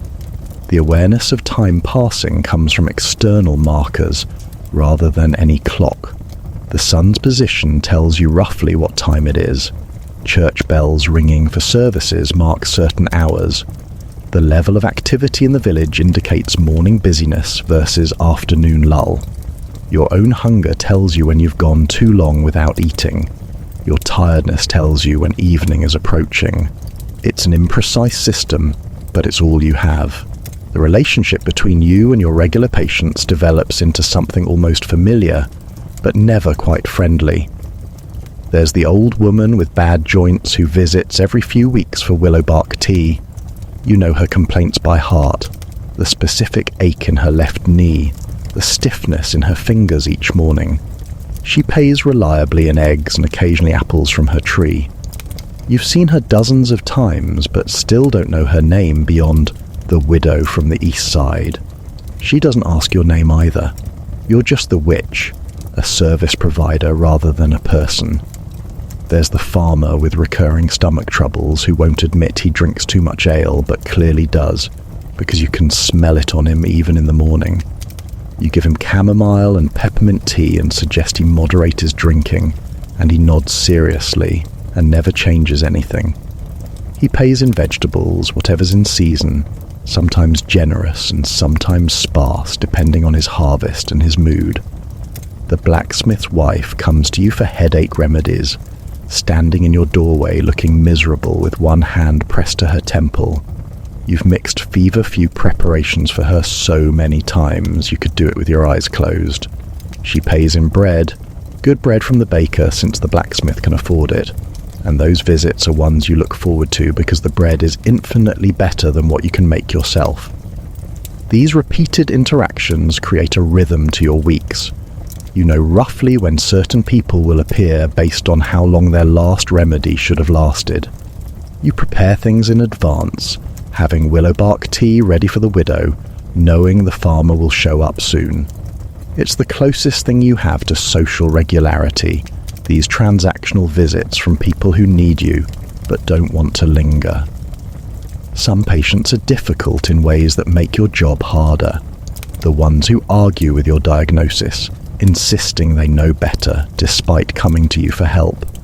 The ones who don't follow instructions and then complain the remedy didn't work.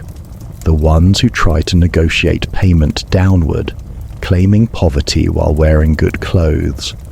The ones who show up at inconvenient times, demanding immediate attention for non-urgent problems. You have to stay polite and professional while internally frustrated. Others are pleasant enough that you wish the interaction could be longer. The weaver who always says thank you and means it. The shepherd who brings interesting stories from his time alone in the hills. The baker's daughter who's shy but kind, speaking softly and always offering fair payment. These brief encounters remind you that not everyone views you with pure suspicion, and you hold on to those moments. The progression of chronic conditions in long-term patients teaches you about the limitations of your abilities. The widow's joints get worse year by year despite your remedies. The farmer's stomach troubles never fully resolve. People develop problems you can't fix, only manage, and you watch their slow decline while providing comfort measures that feel inadequate. It's depressing to see people suffering with conditions that worsen regardless of your efforts. You sometimes wonder what happens to patients who stop coming. Did they get better and no longer need you? Did they die? Did they decide you weren't helping and stop bothering? Did they move away? You'll never know because no one tells you these things. People simply disappear from your routine and you're left wondering, unable to ask, without seeming inappropriately invested in their lives. The village children are told to avoid you, which creates awkward encounters when you cross paths. They stare with wide eyes and whisper to each other. Some brave ones ask questions their parents would disapprove of. Are you really a witch? Can you curse people? Do you have a cat? You answer carefully, trying to seem harmless while not encouraging them to bother you regularly. You don't particularly want to interact with children anyway. They're loud and unpredictable, and their parents would panic if they spent time near you. Young adults sometimes come to you secretly with problems they can't discuss with others. Matters of preventing pregnancy or dealing with its consequences, rashes in embarrassing places, concerns about their fertility or virility. These consultations are whispered and awkward, the person clearly uncomfortable but desperate for help. You maintain professional detachment and provide what assistance you can, knowing they'd deny ever visiting you if asked publicly. The very old people in the village view you with less fear than others, because they're closer to death anyway and have less to lose. They'll sit and chat sometimes if their ailment isn't urgent, telling you stories from decades past, complaining about how things used to be better. You don't mind these visits even though the stories are often boring, because it's human interaction that isn't purely transactional. You listen and nod and make sympathetic sounds while preparing their remedy. Men treat you differently than women do. Many men are uncomfortable being alone with you, keeping the door open even in winter, standing rather than sitting, conducting their business as quickly as possible. Some are inappropriately familiar, making suggestions or comments that make you tense, secure in their social power over you. You've learned to ignore the crude remarks and maintain dignity, never reacting in ways that could be used against you. Women are generally more practical in their interactions, but also more suspicious of your knowledge. They want your help, but resent that you might know things they don't. Healing and household medicine are supposed to be women's knowledge, passed down through families, but your specialized expertise threatens that. You're careful not to seem superior or condescending, framing your advice as suggestions rather than instructions, letting them maintain face. The payment negotiation that happens with each visit is tiresome. People rarely volunteer fair payment. You have to hint or sometimes directly state what you expect.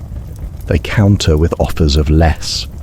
You assess how desperate they seem, how wealthy you know them to be, what you actually need versus what would be fair. It's a dance you've done hundreds of times, but it never becomes comfortable. You hate having to essentially haggle over your services when you'd rather just help people and be compensated reasonably. Sometimes people can't pay at all, and you have to decide whether to help them anyway. Your compassion wars with your need to survive. Turn them away and you feel guilty but preserve your resources. Help them for free and word spreads. Soon everyone claims poverty and you're working for nothing. You try to find middle ground, providing basic help while reserving your best remedies for paying customers, but it feels mercenary and wrong. Your relationship with the natural world is intensely practical rather than romantic. The forest isn't a magical place of wonder, it's your workplace and pantry. You know which areas have useful plants and which are picked clean. You know where the ground is too wet and will soak your shoes. You know which clearings get good sun for plant growth and which are too shaded. Every tree and bush and patch of ground is assessed for its utility to you. Foraging requires constant learning because plants change through their growing cycle. Spring shoots look different from summer flowers, look different from autumn seeds. You need to recognize useful plants at every stage, know when they're best harvested, understand which parts are valuable. Miss the right timing and you've lost a whole year's supply of that ingredient. Harvest too early and it's not potent enough. Too late and it's gone to seed or rotted. You compete with animals for foraged goods. Deer eat the same plants you want. Birds take berries before you can get to them. Rabbits nibble roots you're trying to cultivate. You've learned to harvest aggressively when you find something good, taking more than you immediately need because it might not be there next time. This creates waste when things spoil before you use them, but the alternative is having nothing when you need it. The weather affects everything about your work, and you watch it obsessively. Rain means certain mushrooms will appear in a few days. Dry spells mean you need to water your garden or lose your plants. Wind damages your roof and scatters your drying herbs. Frost comes early some years and kills plants before you've harvested them. You have no control over weather, but it controls your success or failure completely. Your garden is a constant source of frustration and occasional satisfaction. The plot behind your hut is small and the soil isn't great, heavy clay that's hard to work. You've tried to improve it by adding plant scraps and ash, but progress is slow. Some things grow decently despite your efforts. Onions, beans, cabbage. Others fail repeatedly. Delicate herbs that need better conditions. Vegetables that require more space or better soil. You've learned through painful experience which plants grow well in your specific patch of ground. Nettles thrive, which is useful for food and medicine. Comfrey grows enthusiastically and provides endless leaves for poultices. Lavender survives if you plant it in the sunniest corner, but roses refuse to flourish no matter what you do, and you've given up on growing chamomile because it's too fussy and you can forage it wild anyway. The seasonal work of the garden is demanding. Spring means breaking up the hard soil with a wooden spade that's more like a sharpened stick. Your shoulders and back ache from driving it into resistant earth, turning over clods, breaking them apart with your hands, planting seeds, and hoping enough survive to be worthwhile.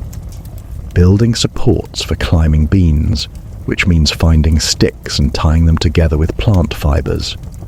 Summer means endless weeding, because weeds grow faster than anything useful.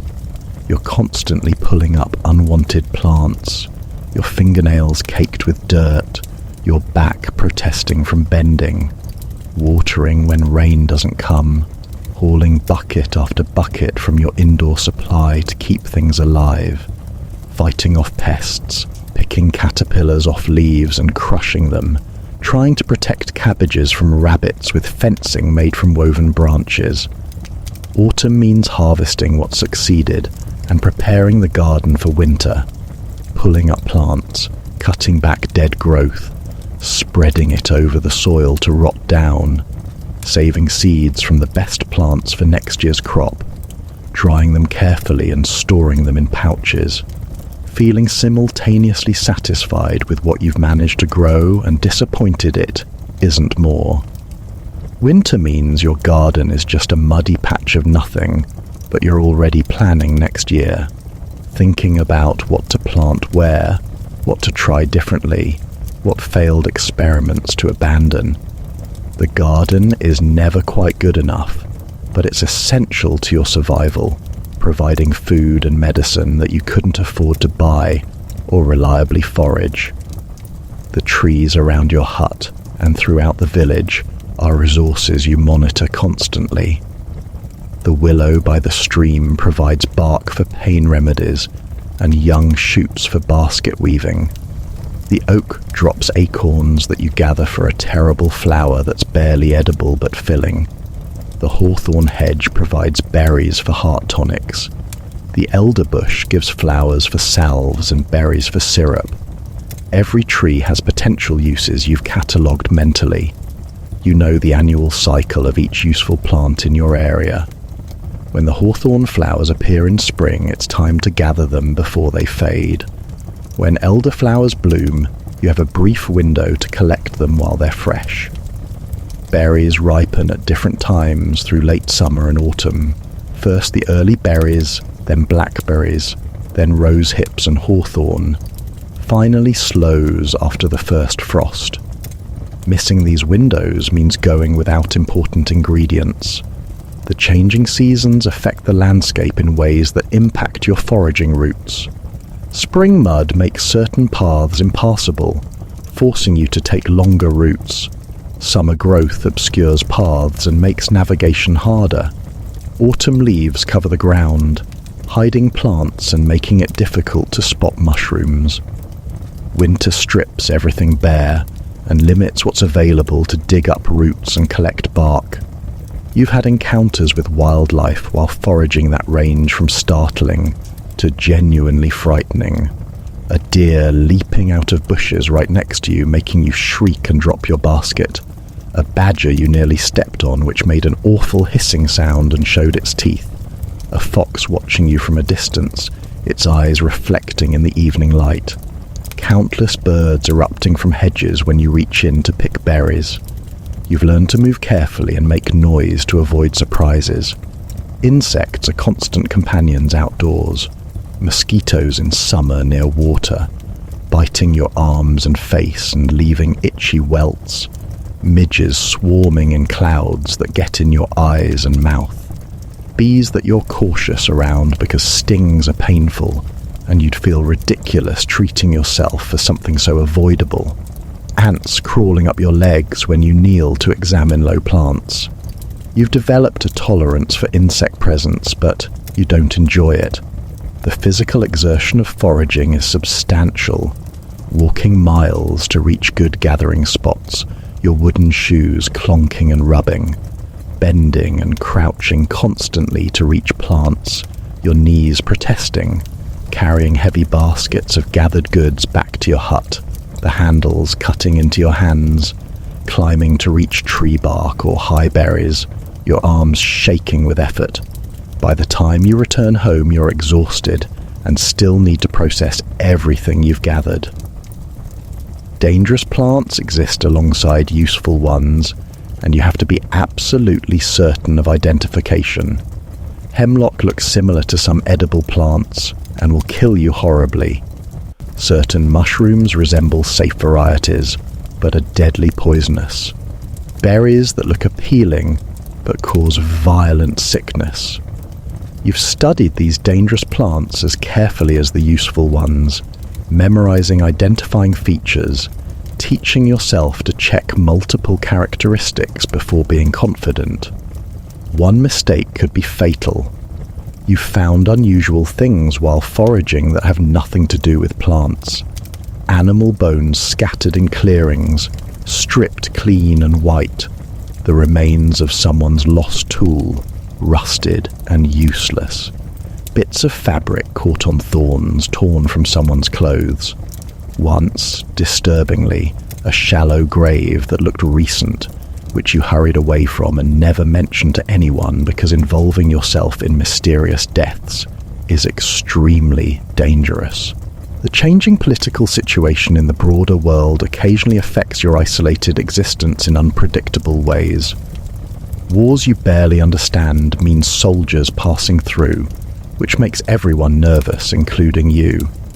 Soldiers are dangerous, undisciplined, likely to take what they want without paying. You hide your meager valuables and try to be invisible when military groups are near. Fortunately, your village is small and unimportant enough that most armies pass by rather than through. Taxes increase sometimes based on distant decisions, and when the village becomes poorer, your income drops correspondingly. People have less to spare for healing when they're struggling to pay their lords and feed their families. You tighten your belt along with everyone else, eating less, making supplies stretch further, hoping the situation improves before you're in genuine crisis. Religious changes occasionally filter down from church authorities, new declarations about what's acceptable and what's suspect. You hear about these third-hand through village gossip and try to adjust your behavior accordingly. A new emphasis on rooting out superstition means you're extra careful to frame everything in Christian terms. A relaxation of scrutiny means you breathe slightly easier for a while. You're always reacting to forces far beyond your control or understanding.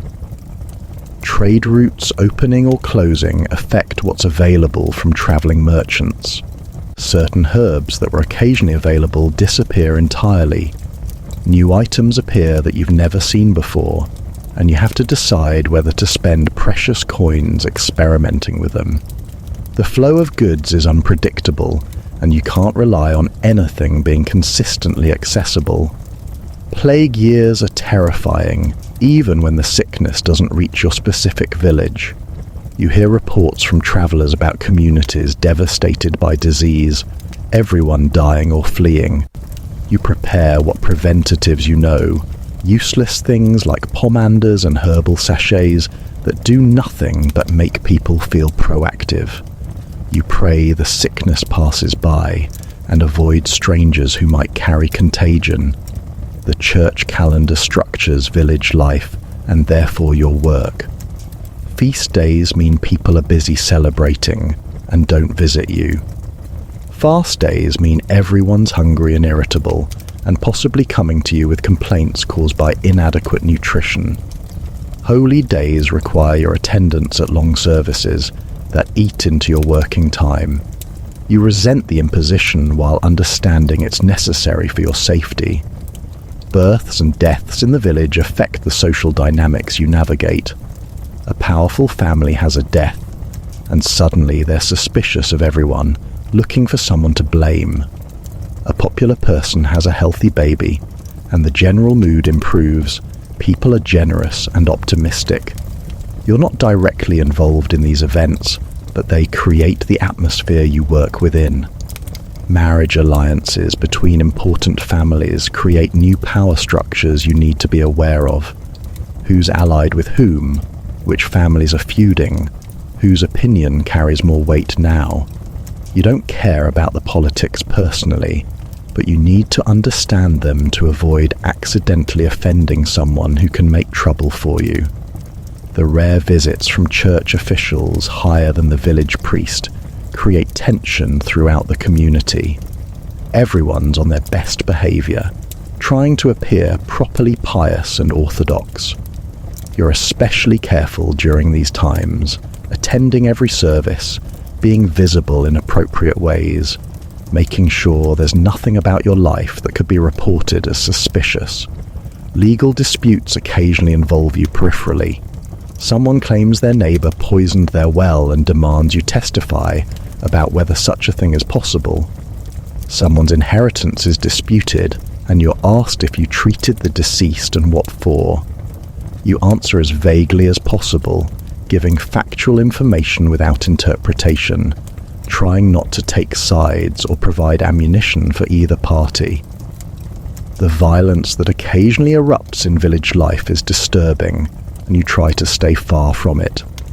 Fights between drunk men at the tavern, which sometimes result in serious injuries. Domestic disputes that turn physical and everyone pretends not to hear. Punishments carried out publicly for various crimes, which you avoid witnessing but hear about. The world is brutal and you're vulnerable, so you keep your head down and avoid situations that might turn dangerous. You're aware that as an unmarried woman living alone, you're a potential target for violence of various kinds. You bar your door at night with a heavy piece of wood. You don't open it after dark unless you recognize the voice. You stay alert for threats and trust your instincts when something feels wrong. You've been fortunate so far, but you know other women in similar positions who haven't been. The lack of any formal law enforcement beyond the Lord's occasional attention means disputes are often settled through community pressure or personal retaliation. Someone wrongs you, and your only recourse is social, hoping others will side with you. But as the witch, you have little social capital, so you avoid conflicts entirely rather than trying to win them. Your legal status as a woman means you have limited rights compared to men. You can own property in your limited way, the cottage and its contents.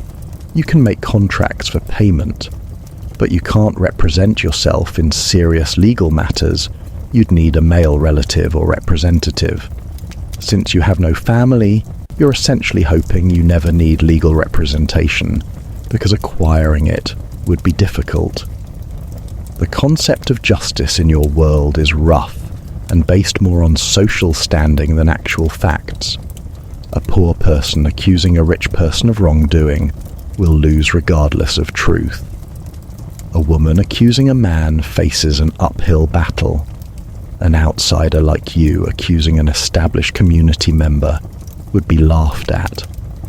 You understand these realities and adjust your expectations accordingly. Your best protection is being useful enough that harming you would inconvenience people.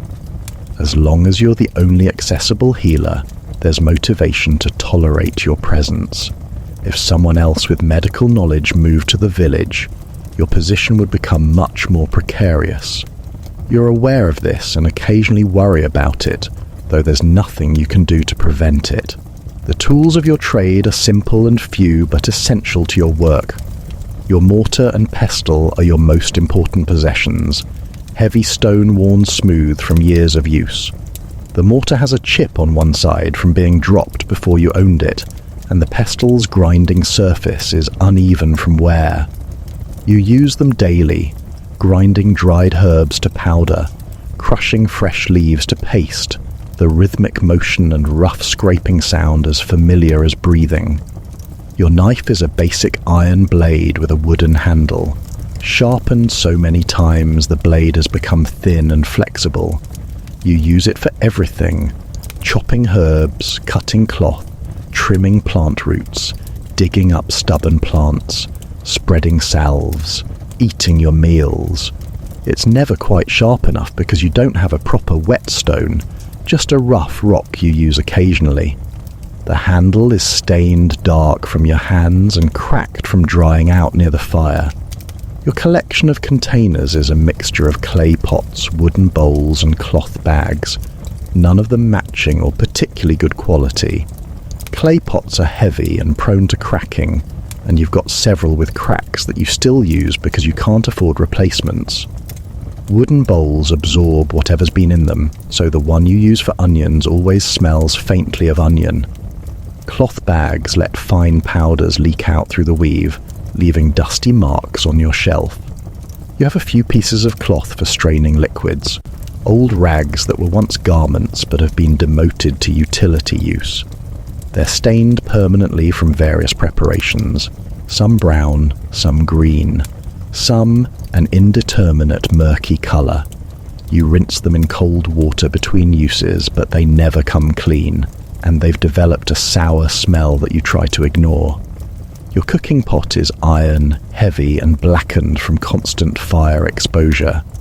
It hangs from a hook over your fire, and you use it for cooking your meals and preparing remedies, not always washing it thoroughly between uses because water is precious and you're tired. The pot has a slightly bitter taste it imparts to everything cooked in it, the flavour of old iron and accumulated residue.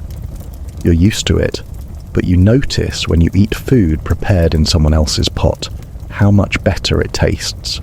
A wooden spoon with a handle that's been chewed by mice is your main stirring implement. It's stained and rough, with splinters that catch on your hand if you're not careful. You've worn a groove in it from years of scraping the bottom of your pot. It's ugly and crude, but it does the job, and replacing it would mean finding wood and carving a new one, which you keep meaning to do but never find time for. You have a small collection of fabric scraps for bandaging wounds, torn from old clothing too worn to be useful anymore. They're not sterile or even particularly clean by modern standards, just rinsed in water and dried. You use them to wrap cuts and hold poultices in place, tying them with strips of cloth or plant fibre. After use, you wash them if possible and reuse them, because fabric is too valuable to discard. Your grinding slab is a flat stone you found years ago that serves as a surface for chopping and crushing.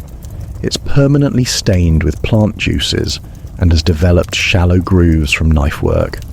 It's heavy enough that you don't move it often, just wipe it down between uses with a damp rag that mostly just spreads the mess around.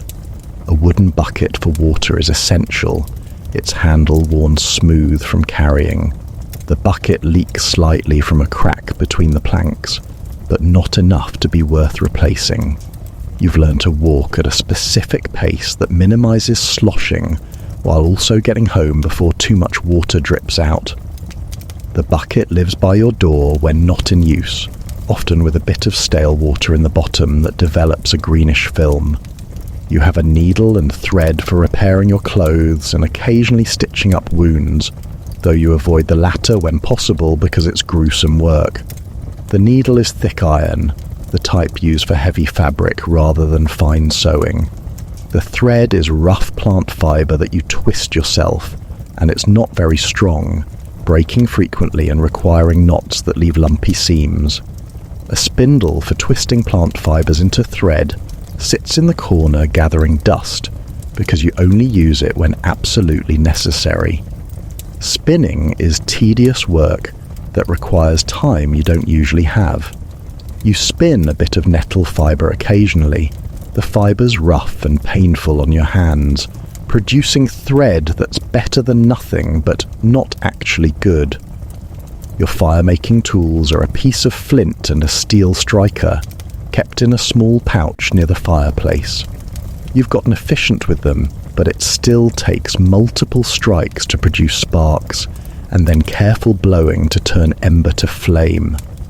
On damp days when everything's wet, starting a fire can take an infuriatingly long time, your hands getting cold and clumsy, while you desperately try to create warmth. You have a wooden stool that's uneven because one leg is shorter than the others, causing it to rock when you sit.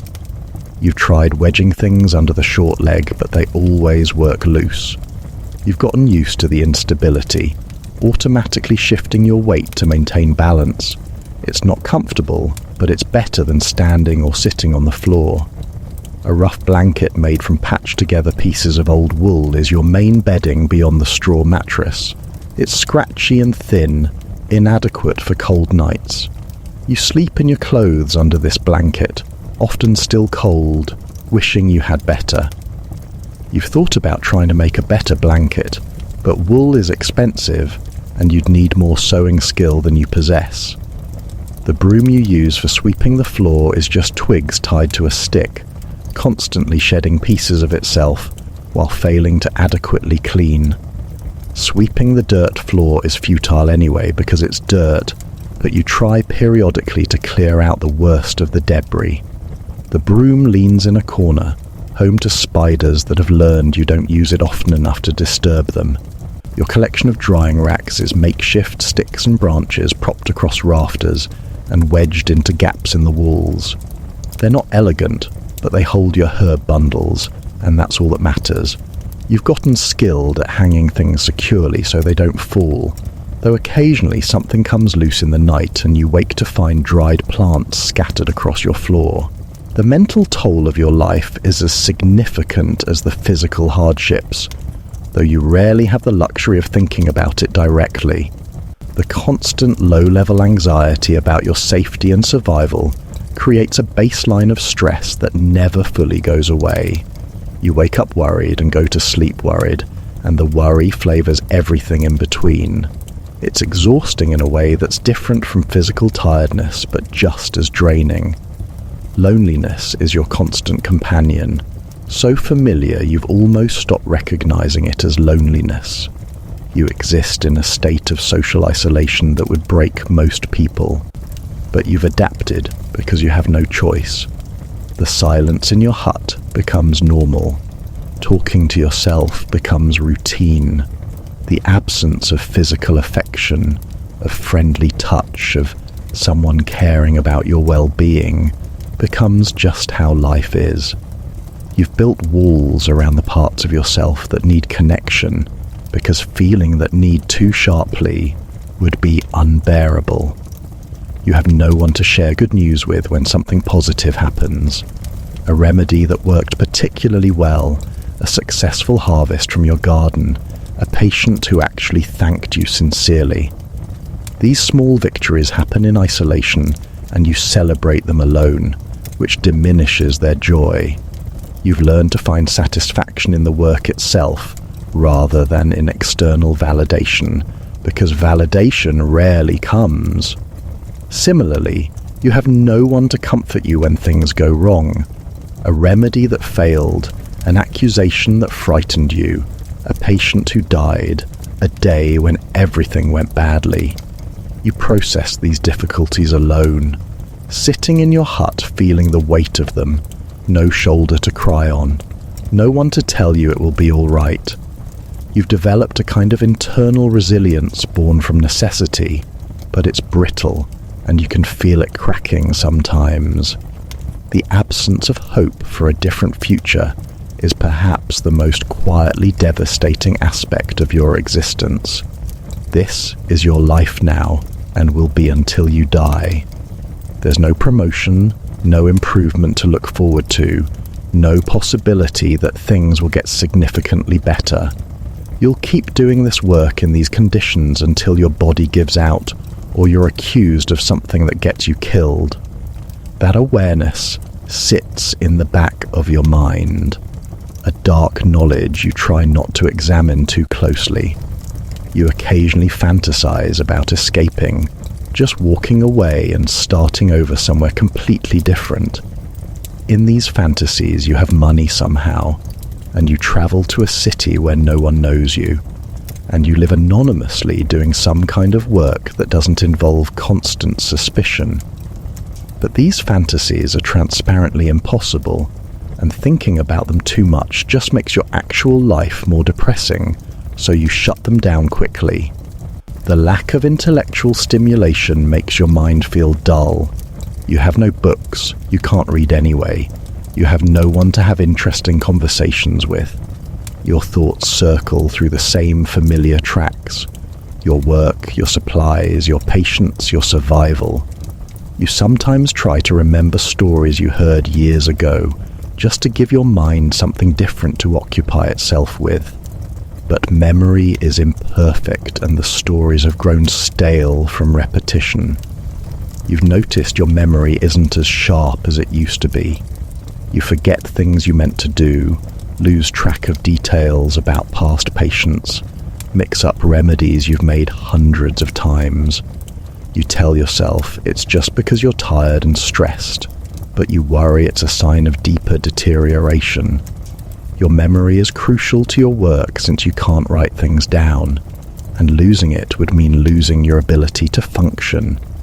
Your dreams are often anxious, reflecting your waking fears. Dreams of being accused and unable to defend yourself. Dreams of running from threats you can't see. Dreams of searching for something important you've lost. You wake from these dreams feeling unrested, your jaw sore from clenching, your bedding twisted from thrashing. Occasionally you have pleasant dreams about being warm and safe and well fed, and waking from those is almost worse because the contrast with reality is so stark. The seasonal, affective impact of the dark winter months is significant. The short days and long nights mean you spend more time in dim gloom, both outside and in your poorly lit hut. Your mood drops along with the temperature. You feel more lethargic, more hopeless, more aware of your isolation.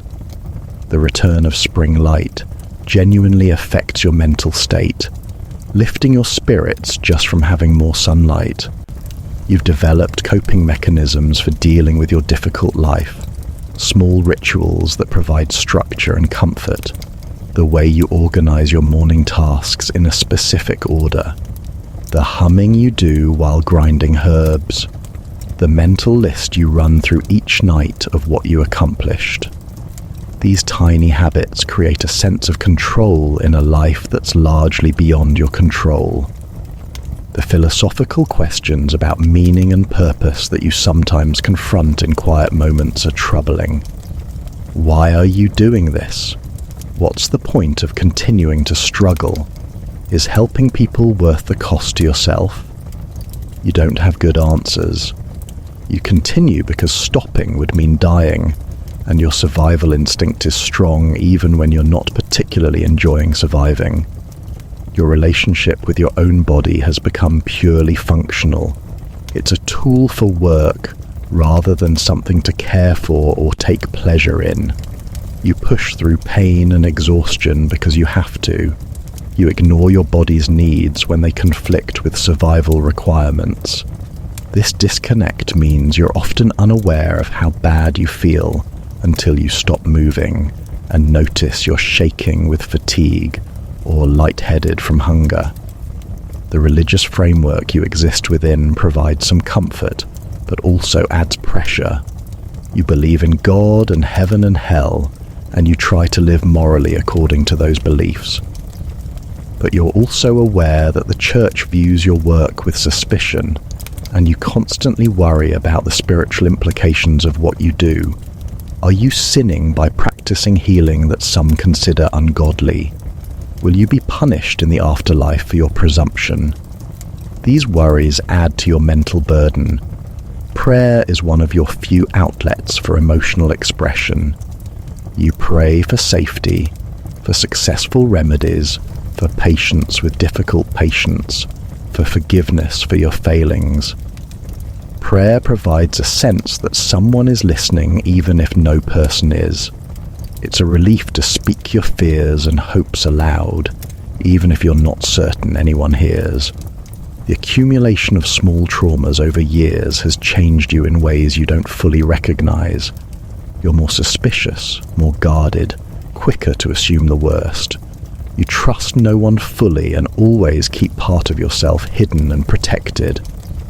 This defensive crouch is necessary for survival, but it's also isolated you further, making genuine connection impossible, even if it were offered.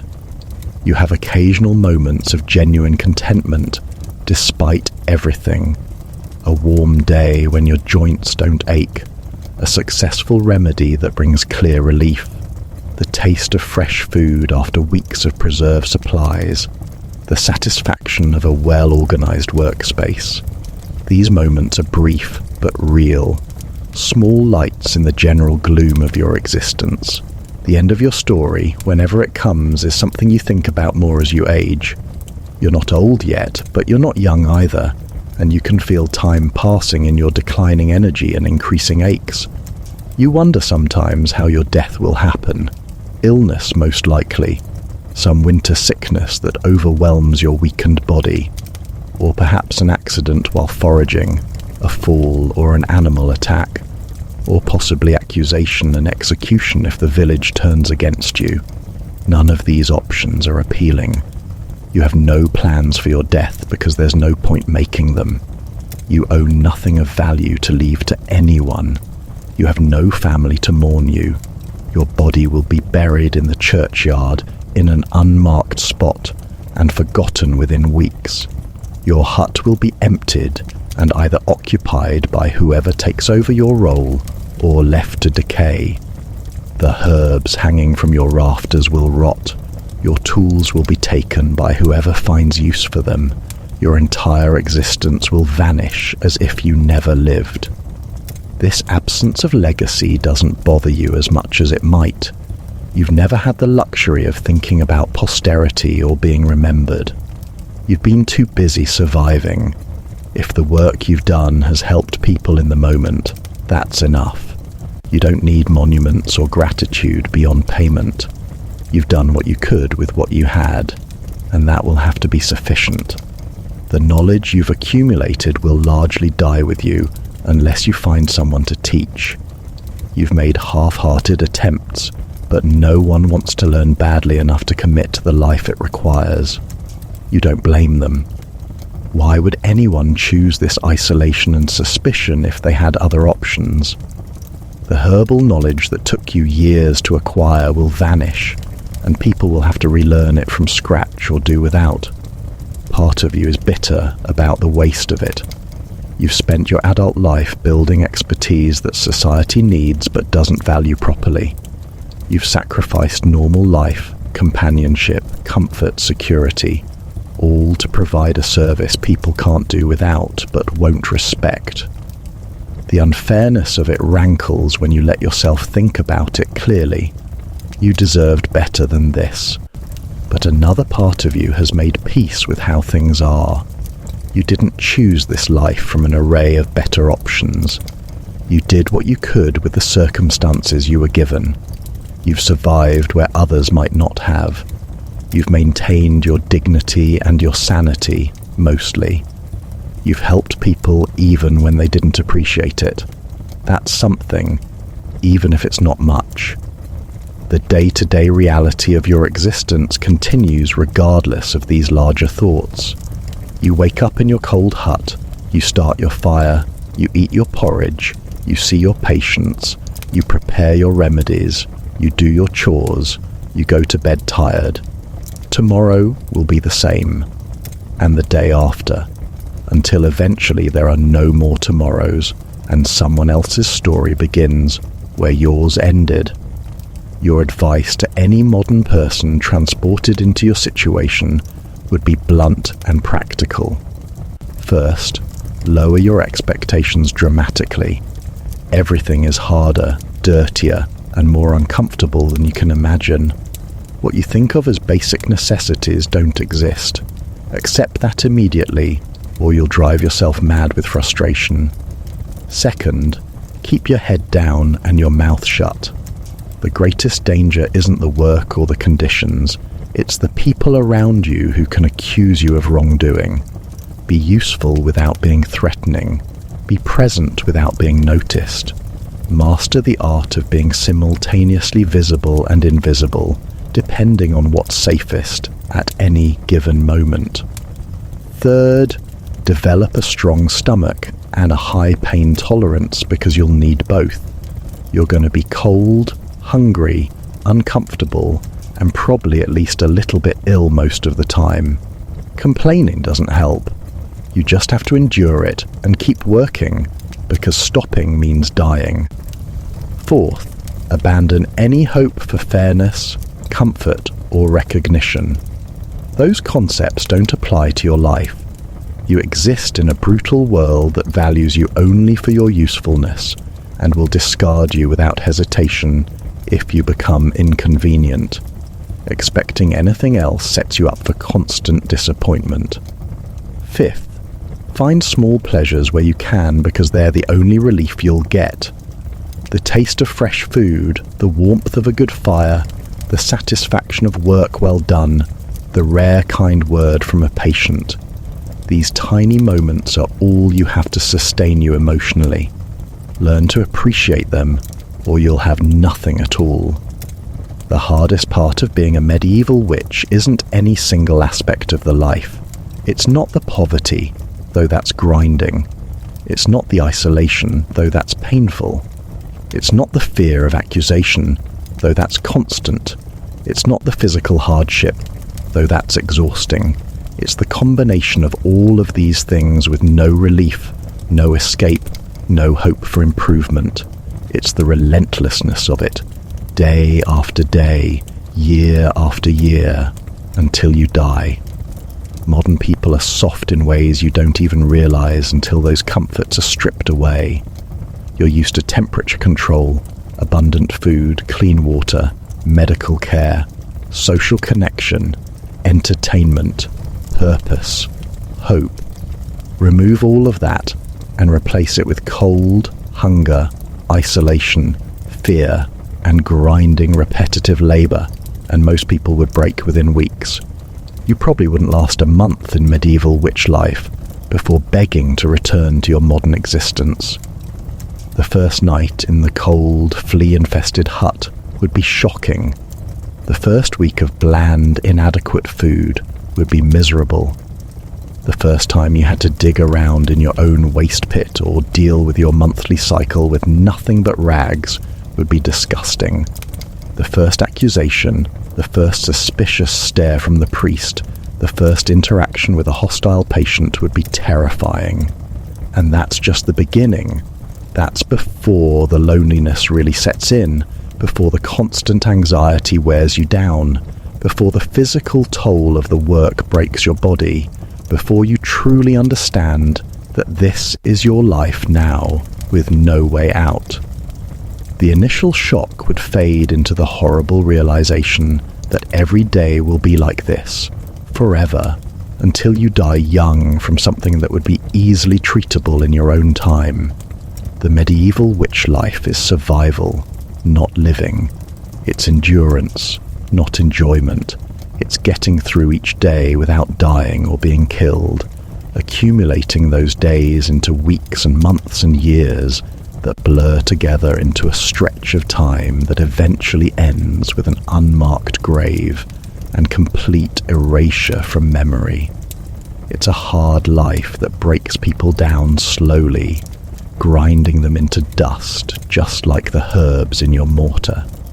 So when you lie in your comfortable bed tonight, in your climate-controlled home, after eating your prepared meal, maybe take a moment to appreciate what you have.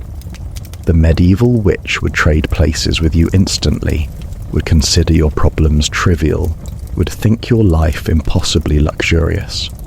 You have what she could never dream of: comfort, safety, choice, future.